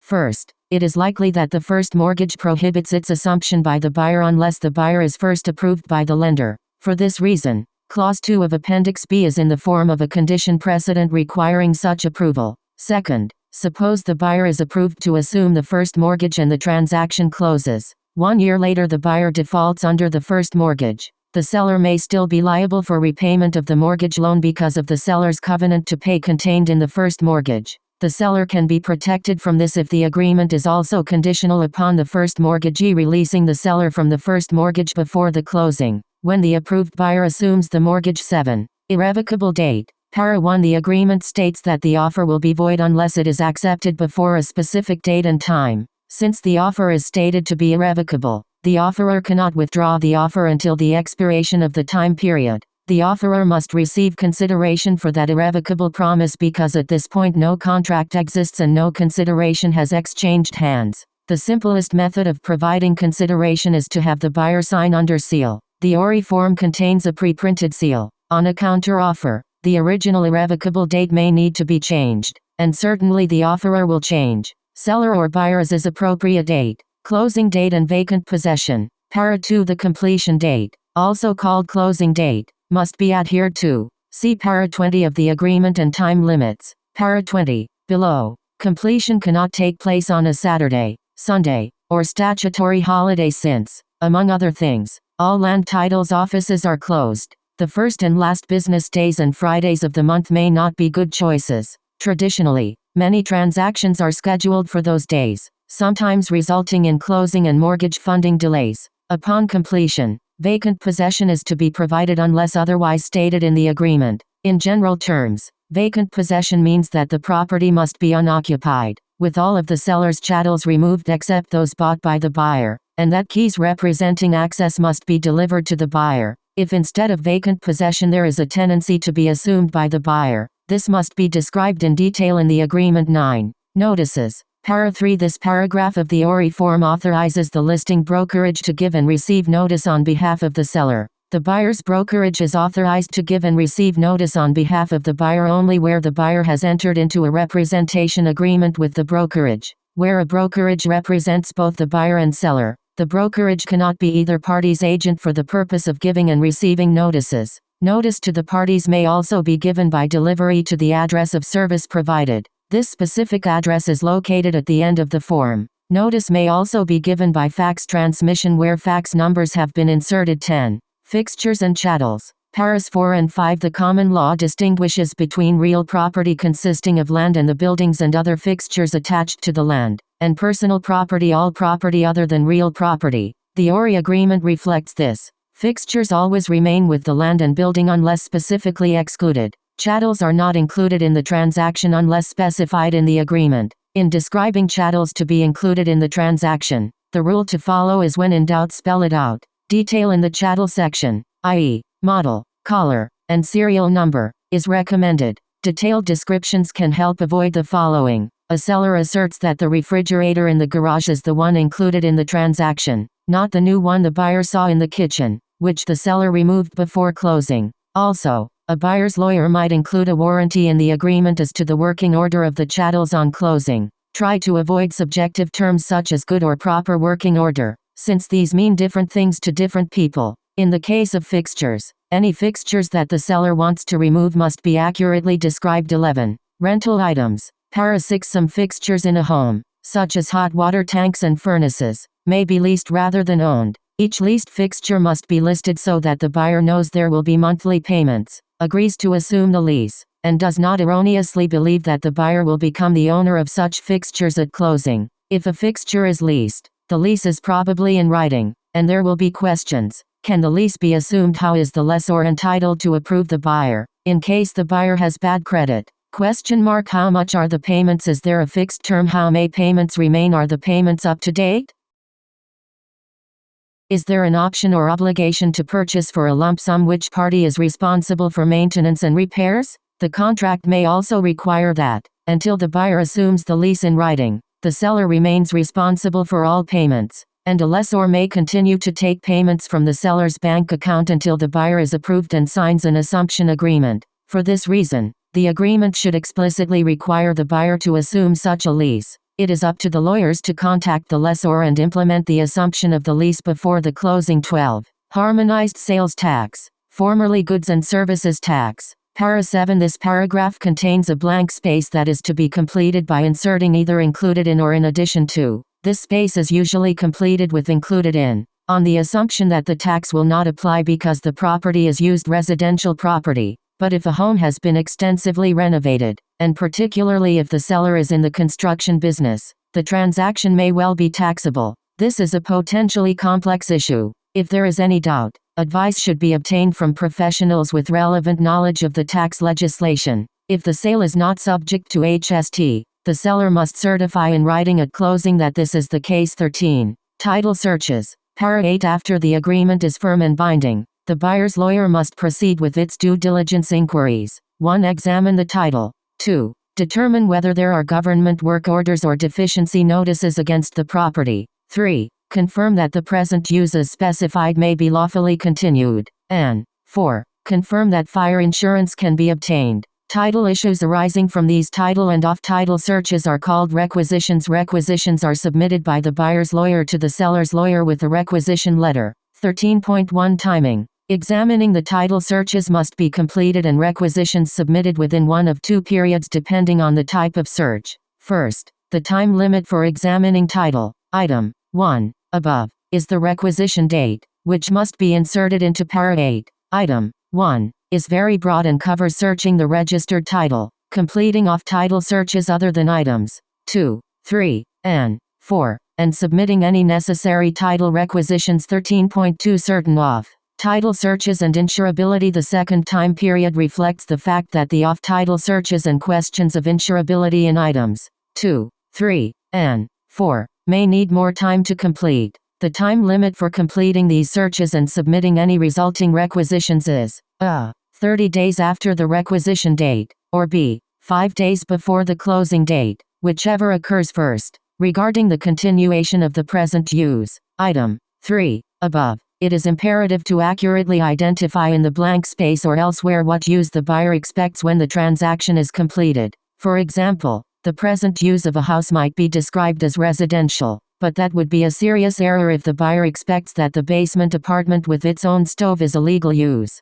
In such case, the present use should at least be two self-contained residential dwelling units that comply with all zoning and building bylaws and other government requirements. If the use is described as merely residential, the buyer is not entitled to expect anything more specific to be legal. There are a number of requirements before an accessory apartment with a stove will be considered legal, since such an apartment increases the risk of fire. These additional requirements should be separately addressed in a schedule to the agreement. Regarding insurability, item 4, above, obtaining fire insurance may be challenging for older homes where issues such as outdated electrical wiring are present. Consequently, for older buildings, Consider including in the agreement a condition precedent that allows the buyer to investigate the availability of insurance at the outset of the transaction. 13.3 Requisition date not specified if the agreement fails to provide a specific time period for submitting requisitions. S4 of the Vendors and Purchasers Act prescribes a 30-day period from the date of the contract. 14.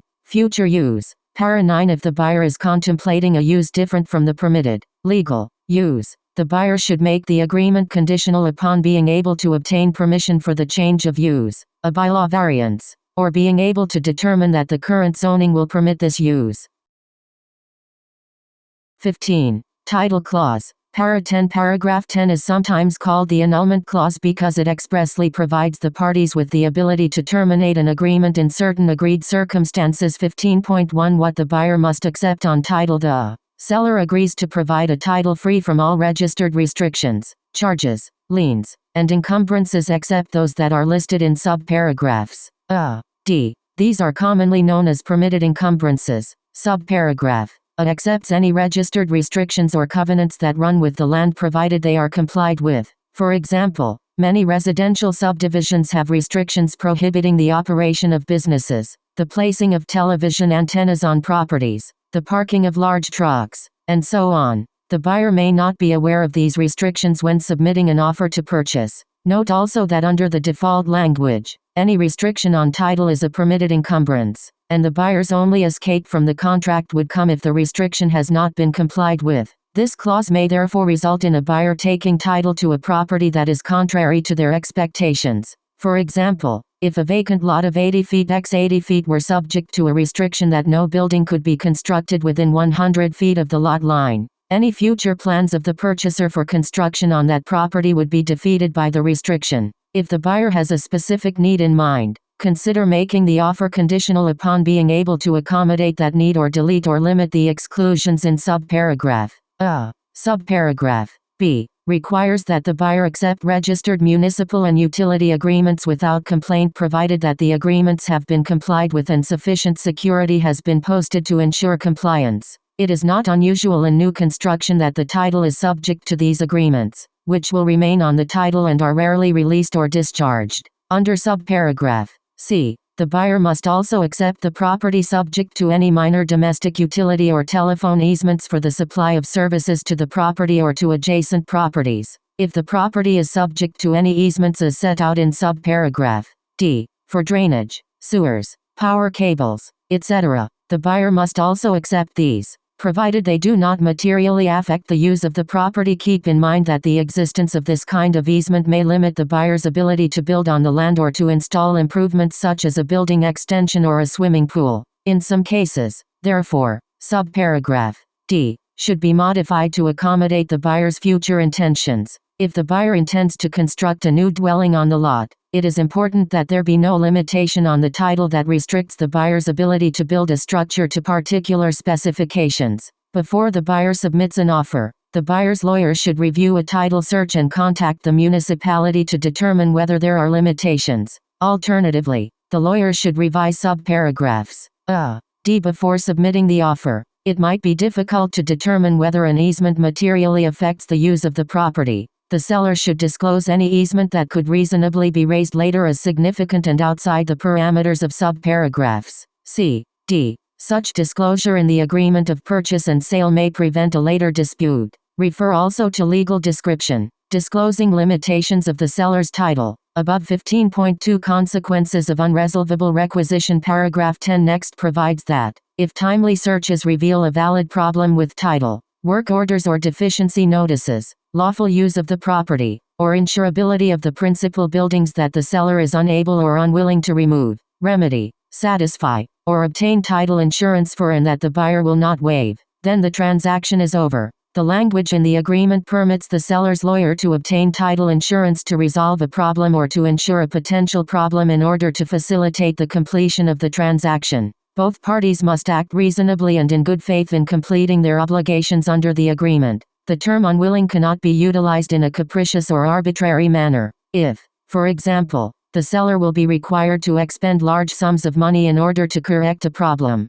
then in those circumstances, the seller may rely upon the annulment clause to terminate the agreement. 15.3 Objections going to the root of title. The last sentence of para 10 states that buyer is deemed to have accepted the seller's title, except for valid objections made in a timely manner and any objection going to the root of title. Objections going to the root of title may be submitted at any time before the registration of the transfer at closing. Strictly speaking, an objection or requisition goes to the root of title if its subject matter is so fundamental that unless it is resolved, the seller has no title to convey. For example, because of S50(21) of the Planning Act, many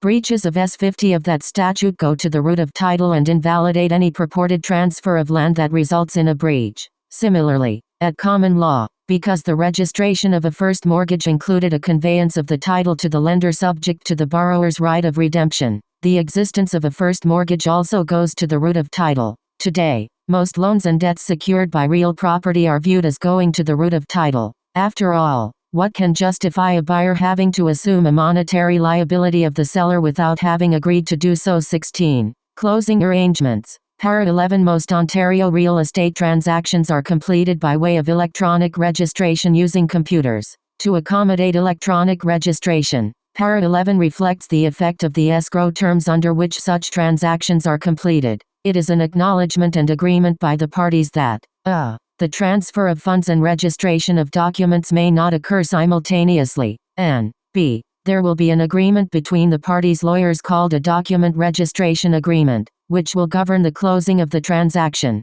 Both parties must be represented by lawyers to comply with Para 11. 17. Production of documentation and mortgage discharges. Para 12. 17.1 Documentation. Generally and surveys. The seller is to provide the buyer with title documentation in the seller's possession, and upon request, the seller is to supply any sketch or plan of survey in the seller's possession. Paragraph May 12 not be sufficiently specific in respect of the survey, because surveyors produce a variety of surveys for various purposes. Therefore, a buyer's lawyer should consider adding a paragraph in a schedule requiring the seller to deliver a new building survey or, in the alternative, an existing survey showing the current location of all the buildings, improvements, fences, decks, swimming pools, additions, or changes to the property or to the buildings and structures on it. 17.2 Producing mortgage discharges. Paragraph 12 provides that if there is an outstanding mortgage that is not to be assumed by the buyer and that is held by one of the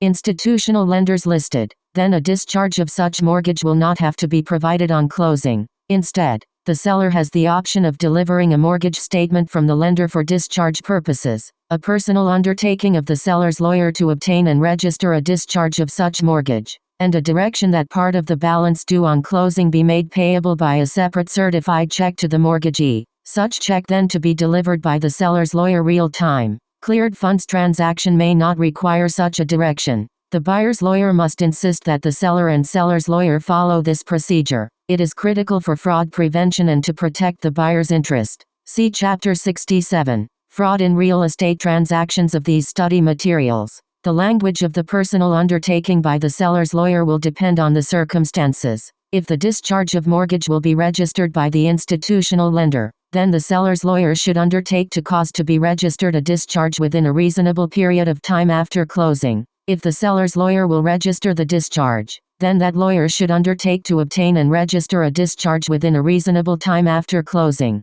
In either instance, the undertaking should also state what happens if the lender does not produce or register its discharge of mortgage. Commonly, if the lender fails to discharge its mortgage, the seller's solicitor must bring an application expeditiously pursuant to S12 of the Mortgages Act for a court-ordered discharge. Mortgages other than those held by the listed financial institutions, generally, mortgages held by private lenders, must be discharged on closing. In such cases, the lawyer for the private lender will be a third lawyer involved in the electronic registration process, and a multi-party escrow agreement is needed. The Law Society has prepared and published a multi-party document registration agreement in contemplation of such scenario. 18. Inspection Clause. Para 13 in Ontario, the common law doctrine of caveat emptor, let the buyer beware, applies to the sale of real property, except to the extent that the doctrine is qualified by terms set out in the agreement. Buyers take such property subject to patent defects,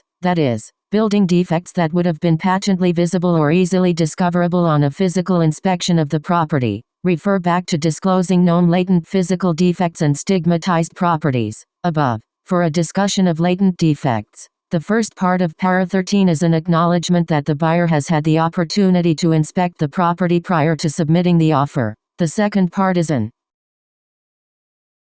acknowledgement by the buyer that once accepted by the seller, the offer will become a binding contract. The last part of this provision addresses the matter of a home inspection by the buyer who, in a competitive market, may decide against requiring a property inspection as a condition precedent. This part of the provision contains an acknowledgement by the buyer of the opportunity to obtain an inspection and the decision not to obtain one. The buyer's lawyer should add a clause to the offer that allows the buyer to inspect the property on one or more occasions prior to closing. Buyers should be encouraged to reserve one such inspection for the day of closing or as close to it as possible in order to verify before closing that the property is in substantially the same condition it was in when the agreement of purchase and sale was entered into and that chattels are in working order. 19. Insurance and risk of loss. Para 14. Upon the agreement between the parties becoming firm, the common law provides that the seller is a trustee holding the property in trust for the buyer who is then the beneficial owner. Thus,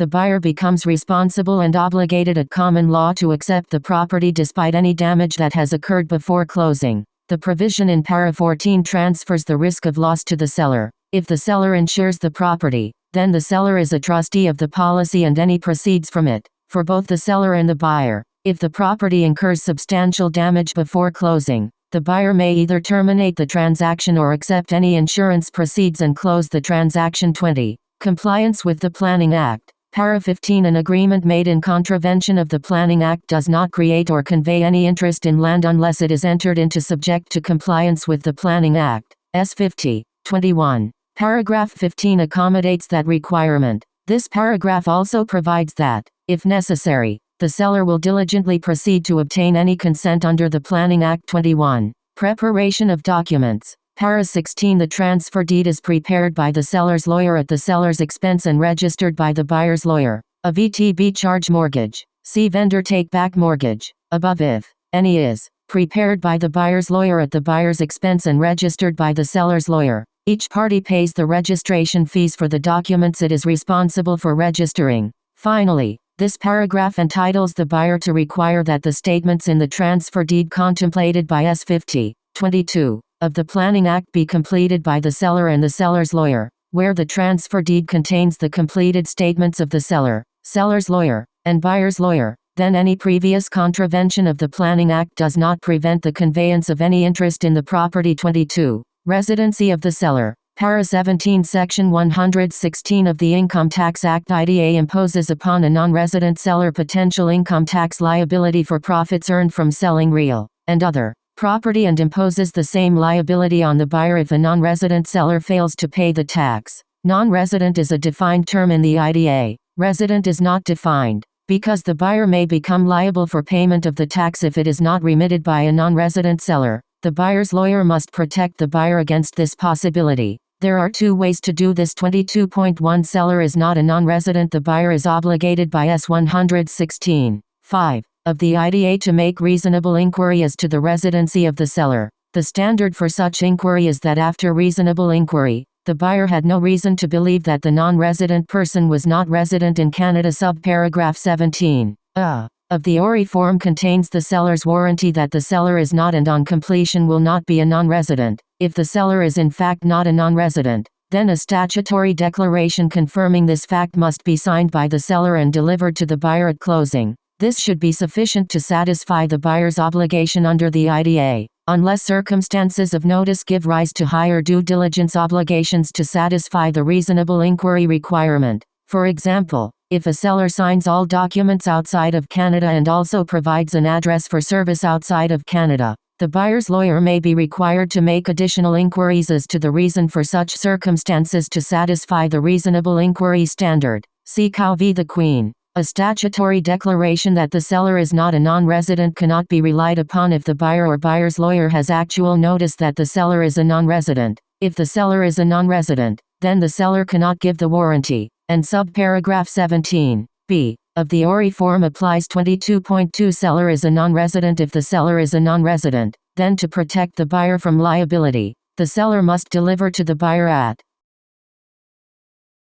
Closing a Certificate of Compliance. Canada Revenue Agency CRA, Form T 2062, also often referred to as a S-116 certificate or a clearance certificate, certifying that all tax has been paid or security given for payment. To obtain the certificate, the seller must provide CRA with information about the sale and other matters. If the seller receives the certificate from the CRA before closing, then it can deliver the certificate to the buyer at closing, and no other steps need be taken. However, if a large amount of tax is payable, then the seller may not be able to remit the tax until after it receives the balance of the sale price at closing. Under current practice, the CRA sends a letter, a tax statement to the seller's lawyer or accountant stating that upon its receipt of the unpaid tax, it will issue a certificate of compliance. This statement, if available, is delivered to the buyer's lawyer at closing, and part of the purchase price is redirected by separate check delivered to the CRA to cover the tax liability.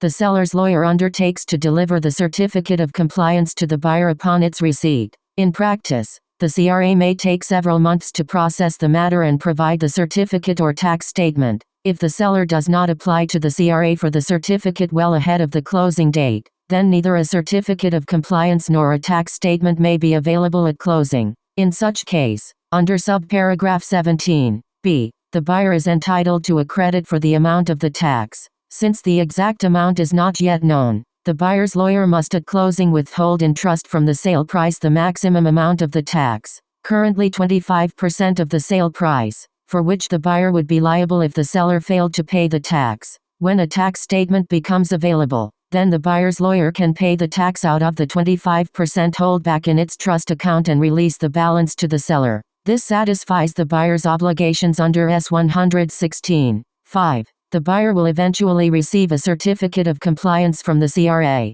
The terms of the withholding should be set out in a closing agreement by the lawyers that remains in effect either for a specific number of days, for instance, 120 days, or until the buyer's lawyer receives the CRA statement and pays the tax, whichever occurs first. If the seller fails to provide the certificate or tax statement within the terms of the closing agreement, the buyer's lawyer will, in accordance with the closing agreement, remit all the money, the full 25% of the price, to the CRA to satisfy the buyer's legal obligation. 23. Adjustments. Para 18. Under Para 18, certain prepaid expenses, for example, realty taxes, local improvement charges, unmetered utility charges such as prepaid water bills, unmetered cost of fuel such as prepaid tanks of heating oil, and prepaid income, such as rents, will be credited to the appropriate party as a price adjustment at closing. The seller is responsible for the expense items, such as realty taxes, up to the day before closing, and similarly is entitled to revenue items, such as rent, until the day before closing. The buyer assumes responsibility on and after the day of completion, a fact that is always reflected in the calculation of the closing adjustments. 24. Property assessment. Para 19. Under the Assessment Act, the Province of Ontario may reassess properties for municipal tax purposes as often as annually. Assessments are made on the basis of market value. Thus, there is always a possibility that the assessed value, and therefore the property tax bill, for a property may increase after a transaction has closed. This paragraph is an agreement by the parties that no party will have a claim arising from such a chain of events. The only exception is that if a reassessment results in a tax increase retroactive to a date before the closing date, then the seller will be responsible for the increased taxes up to the day before the closing date. 25. Time limits. Para 20. The date and time for completing all matters set out in the agreement must be strictly adhered to. If a party to the agreement defaults in the party's obligations under the agreement, the non-defaulting party may be entitled to damages for breach of contract if able to demonstrate that the non-defaulting party was ready, willing, and able to complete the transaction in accordance with the terms of the agreement at the stipulated date and time. The date for completing a matter may be altered in one of two ways. First, the parties to the agreement may amend the terms by agreement in writing. Second, if specifically authorized to do so, the lawyers for the parties by agreement in writing may also change the closing date. In either case, in addition to the amendment being in writing, the other terms of the agreement must be confirmed, including that time remains of the essence. 26. Tender. Para 21. If for any reason a transaction will not be completed, then the party not at fault may want to sue for damages or specific performance. In order to pursue any remedies, The party to the agreement must be able to demonstrate he or she was ready, willing, and able to complete, as required under the terms of the agreement, to evidence this, delivery and presentation, a tender to the other party of all the documentation and funds as required. For the seller, this will also require keys to be produced. This paragraph permits the tender to be made to a party directly or to that party's lawyer. 27. Family Law Act. Para 22 Part 2 of the FLA deals with the concept of the matrimonial home, and is therefore of fundamental importance in residential real estate transactions. The term spouse, for the purposes of real property, is defined in S1. 1. Of the FLA as a married spouse. Matrimonial home is defined in S18 of the FLA where ownership of a matrimonial home is registered in the name of one spouse only. The consent of the untitled spouse to a sale of the matrimonial home is required. The untitled spouse signs for the purpose of consent in the signature area following Para 28. The provision in Para 22 of the agreement is in the form of a warranty by the seller that such a consent is not necessary unless the untitled spouse has signed the consent in the agreement. Refer also to the section Seller of a matrimonial home, above. If despite this warranty, the seller has a spouse and the property is their matrimonial home, the absence of the consent of the untitled spouse in the agreement could provide a basis for the untitled spouse to refuse consent to the registration of the transfer at closing. 28. Urea formaldehyde foam insulation warranty, UFI. Para 23 UFI is a banned substance used many years ago as a form of building insulation. This warranty is two-tiered. The first level is a warranty by the seller that the seller has not insulated the premises with UFI during the time that the seller was the owner of the property. The second level is a warranty that to the best of the seller's knowledge there is no UFI in the buildings. While it may not be necessary to specify, the warranty does not come to an end, at the registration of the transfer deed but remains in effect after closing. Note that the agreement does not contain similar clauses dealing with toxic mold, asbestos, and other hazardous substances. A lawyer drafting an agreement for a buyer should consider adding such clauses in appropriate situations.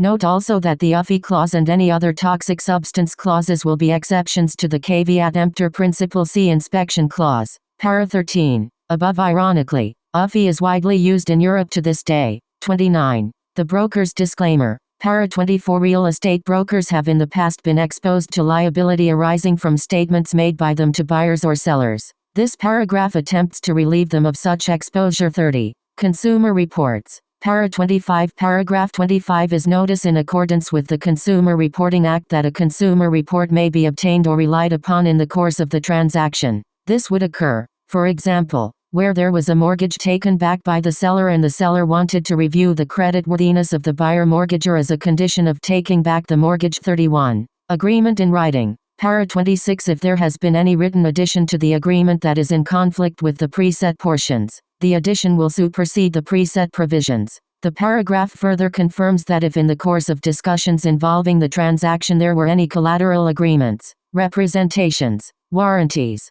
or conditions stated that are not in the agreement, they do not constitute part of the agreement. Throughout the agreement, the terms buyer and seller are used to identify the parties to the contract. In order to ensure that there is no confusion respecting the Vendors and Purchasers Act or any court decisions, the form provides that buyer means purchaser and seller means vendor. 32. Time and date. Para 27 Times and dates in the body of the agreement, being the irrevocable date, closing date, and title search date and time, but presumably not dates appearing in the signature areas. Refer in each case to the time and date in effect where the property is situated. 33. Successors and assigns. Para 28 This paragraph states that there will be an enforceable contract even if one or more of the parties should die or become disabled or bankrupt before closing. 34. Signatures. 34.1 General. The first part of this area of the form contains the buyer's signatures. Signing the written agreement is the first step in making the offer. In accordance with the Real Estate and Business Brokers Act, 2002,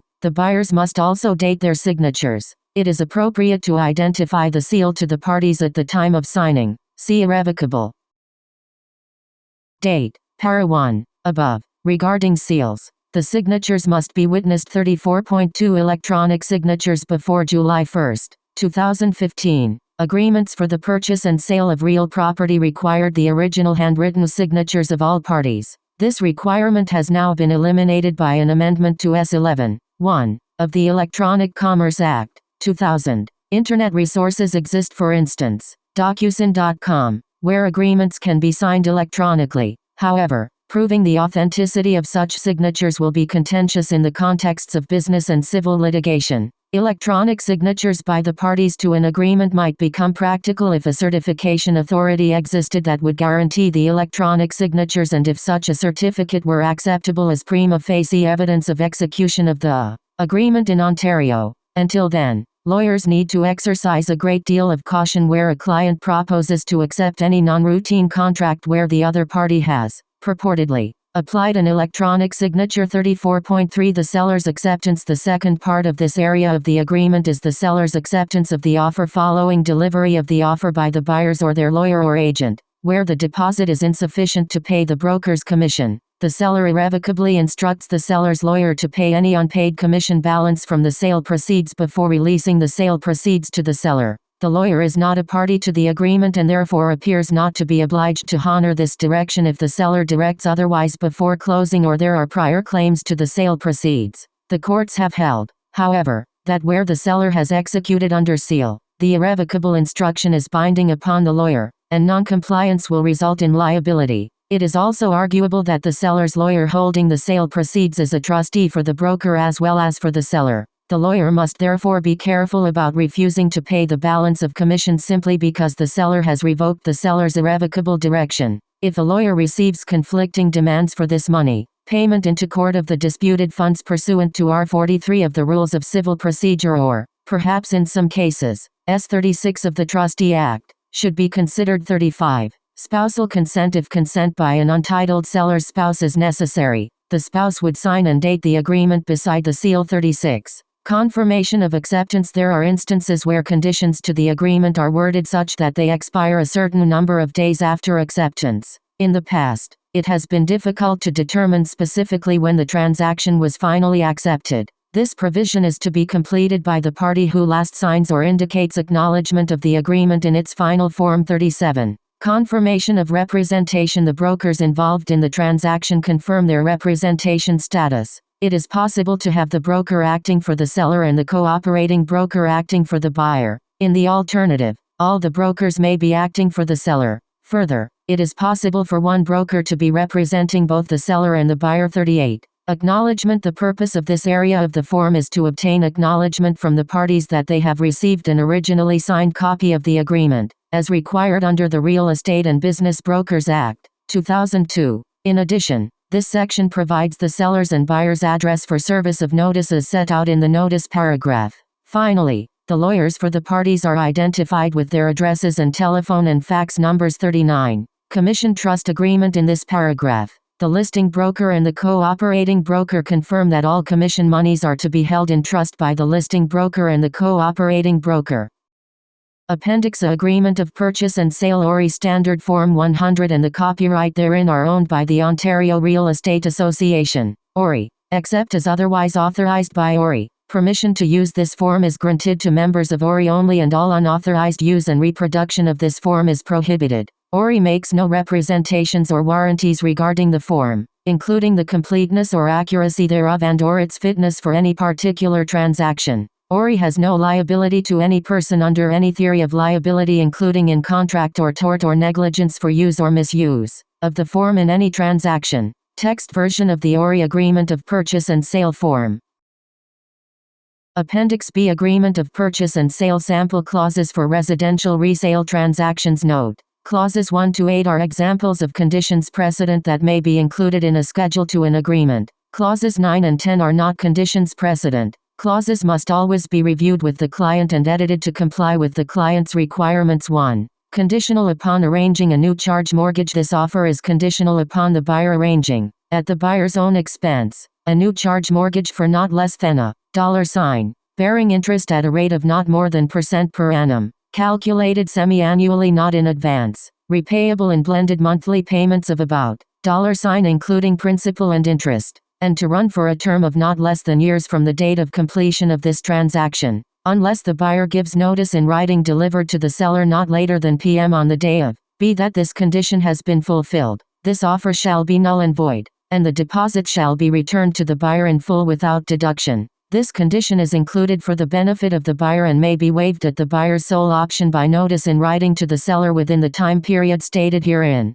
Note A. If a seller take-back charge mortgage, VTB, is also being arranged, delete the phrase not less than preceding the amount being financed and specify the amount, to prevent the property being overfinanced to the seller's detriment. Note B. The time period needed for fulfilling this condition is typically about 5 business days. 2. Conditional upon assumption of existing charge mortgage, chargee mortgagee approval. The buyer agrees to assume the existing charge mortgage held by for approximately bearing interest at the rate of % per annum, calculated semi-annually not in advance, repayable in blended monthly payments of including both principal and interest, and due on the day of.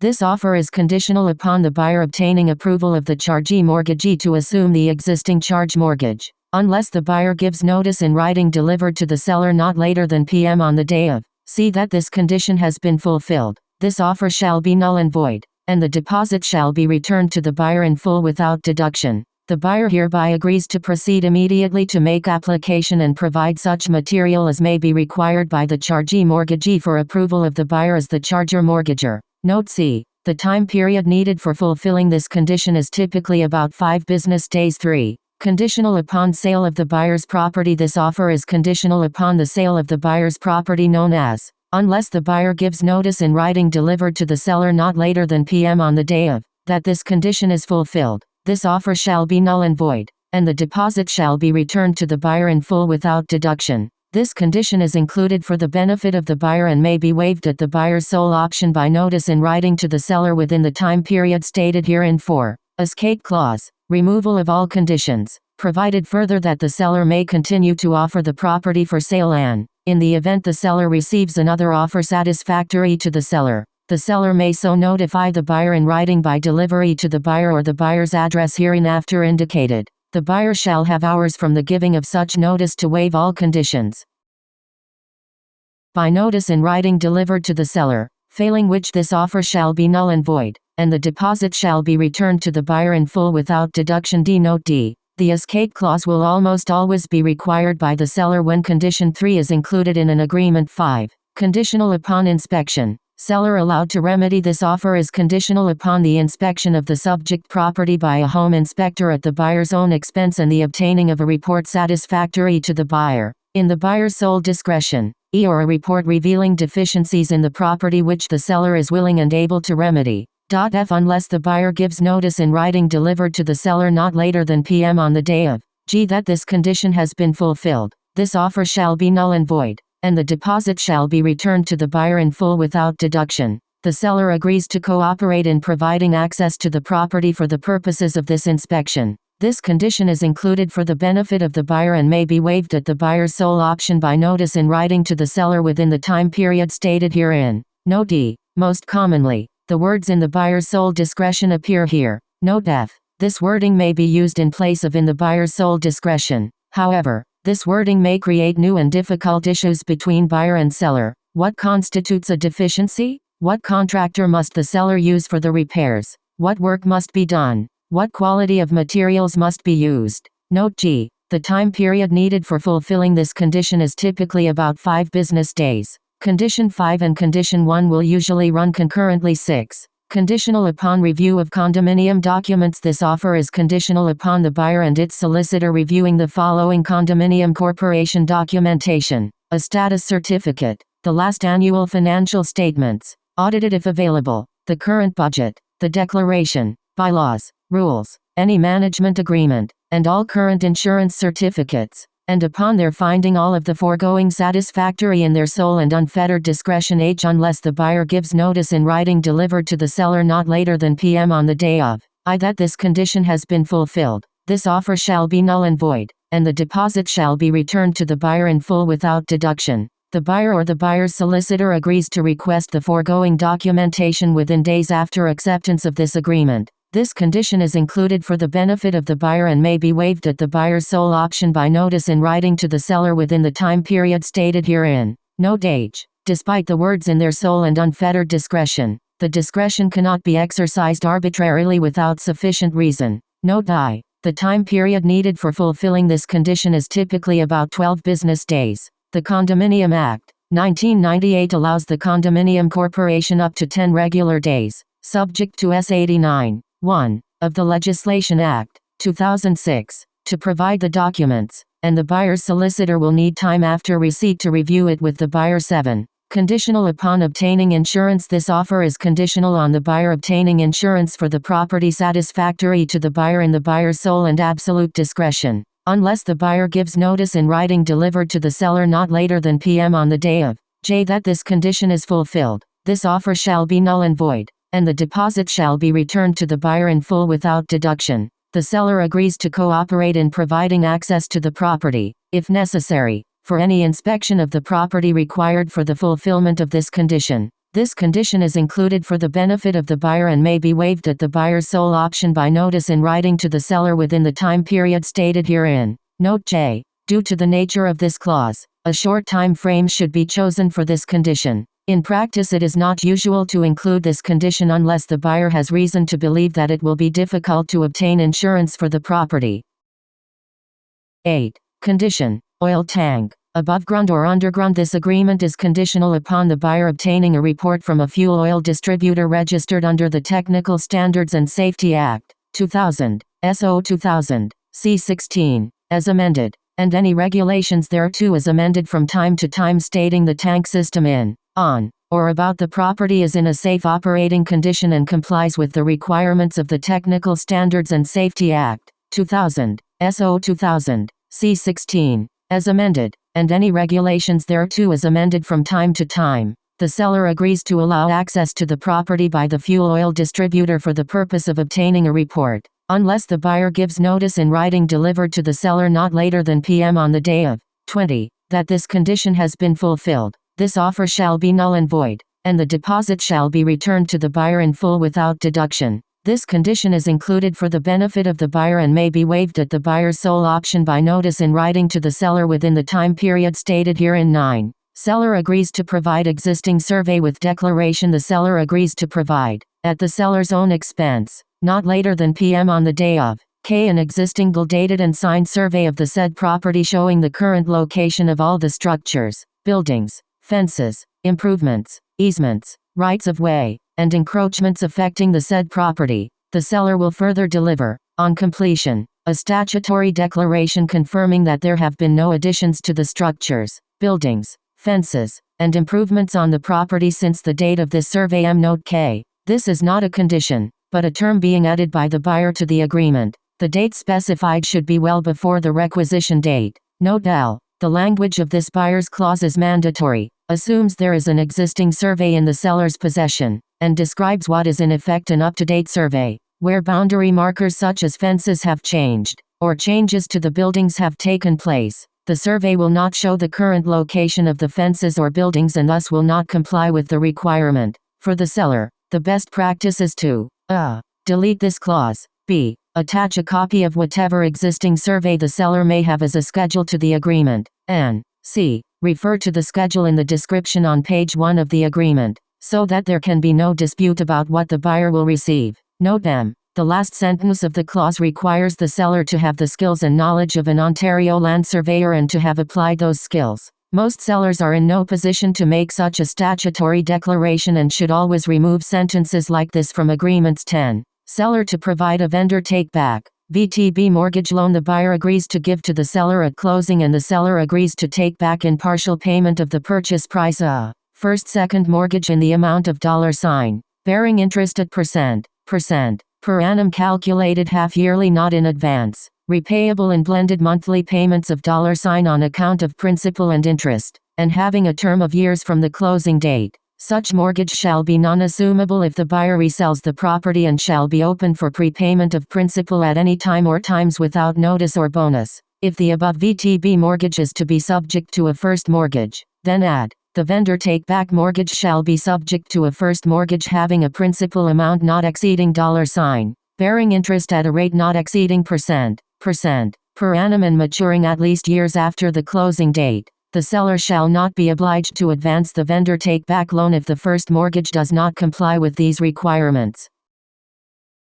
Appendix C. Considerations when drafting a schedule for the purchase of a newly built freehold home. Many buyers of new freehold homes will seek legal advice about the ORI form of agreement of purchase and sale they are proposing to sign with a builder. Typically these are small builders who build or extensively renovate one or two homes at a time for resale purposes. The ORI form is typically used for the purchase of new freehold homes when such a seller builder does not have its own lawyer-drafted form. Some of these homes will carry Tarian warranties under the Ontario New Home Warranties Plan Act, ONHWPA, while others will not. Meeting the needs of clients buying or selling such homes generally requires that a lengthy schedule be added to the ORI agreement. Many of the issues that a buyer or seller of such a home will want to address are in the non-exhaustive list below. This list can also form part of a checklist of items for use when reviewing an ORI agreement with a client proposing to buy a new freehold home. Some of these considerations, together with those that arise with new subdivisions, are discussed in greater detail in Chapter 61, Understanding a New Home Agreement of Purchase and Sale.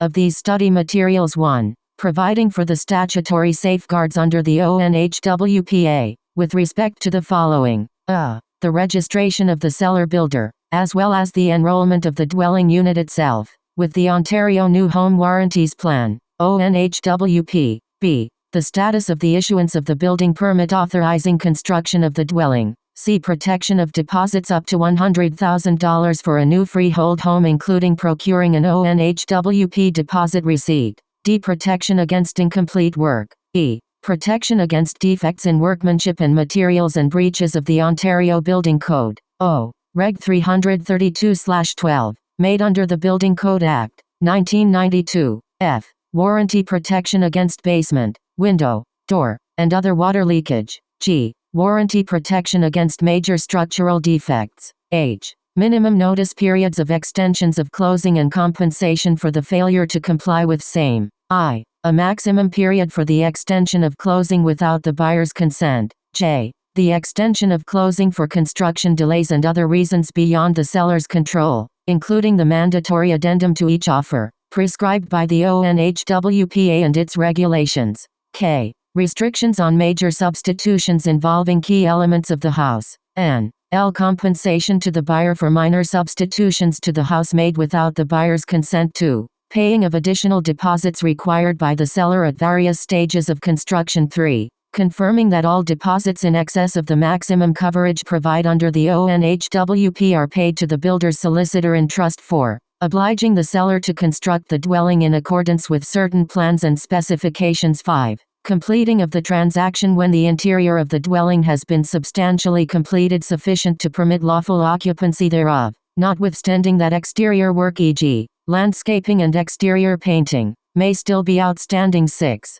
Requiring the buyer to abide by restrictive covenants that, among other things, would preclude any changes by the buyer to the grading and drainage patterns of the property. 7. Reserving a right of re-entry in favor of the seller for the rectification of deficiencies and/or completion of grading. 8. Providing for additional adjustments such as a. Tarian warranty enrollment fees. B. Utility meter charges and connections. C. Proportionate increases in various development and similar levies charged pursuant to provincial statutes and municipal by-laws. And D. The harmonized sales tax HST new housing rebate, including the buyer's eligibility for it.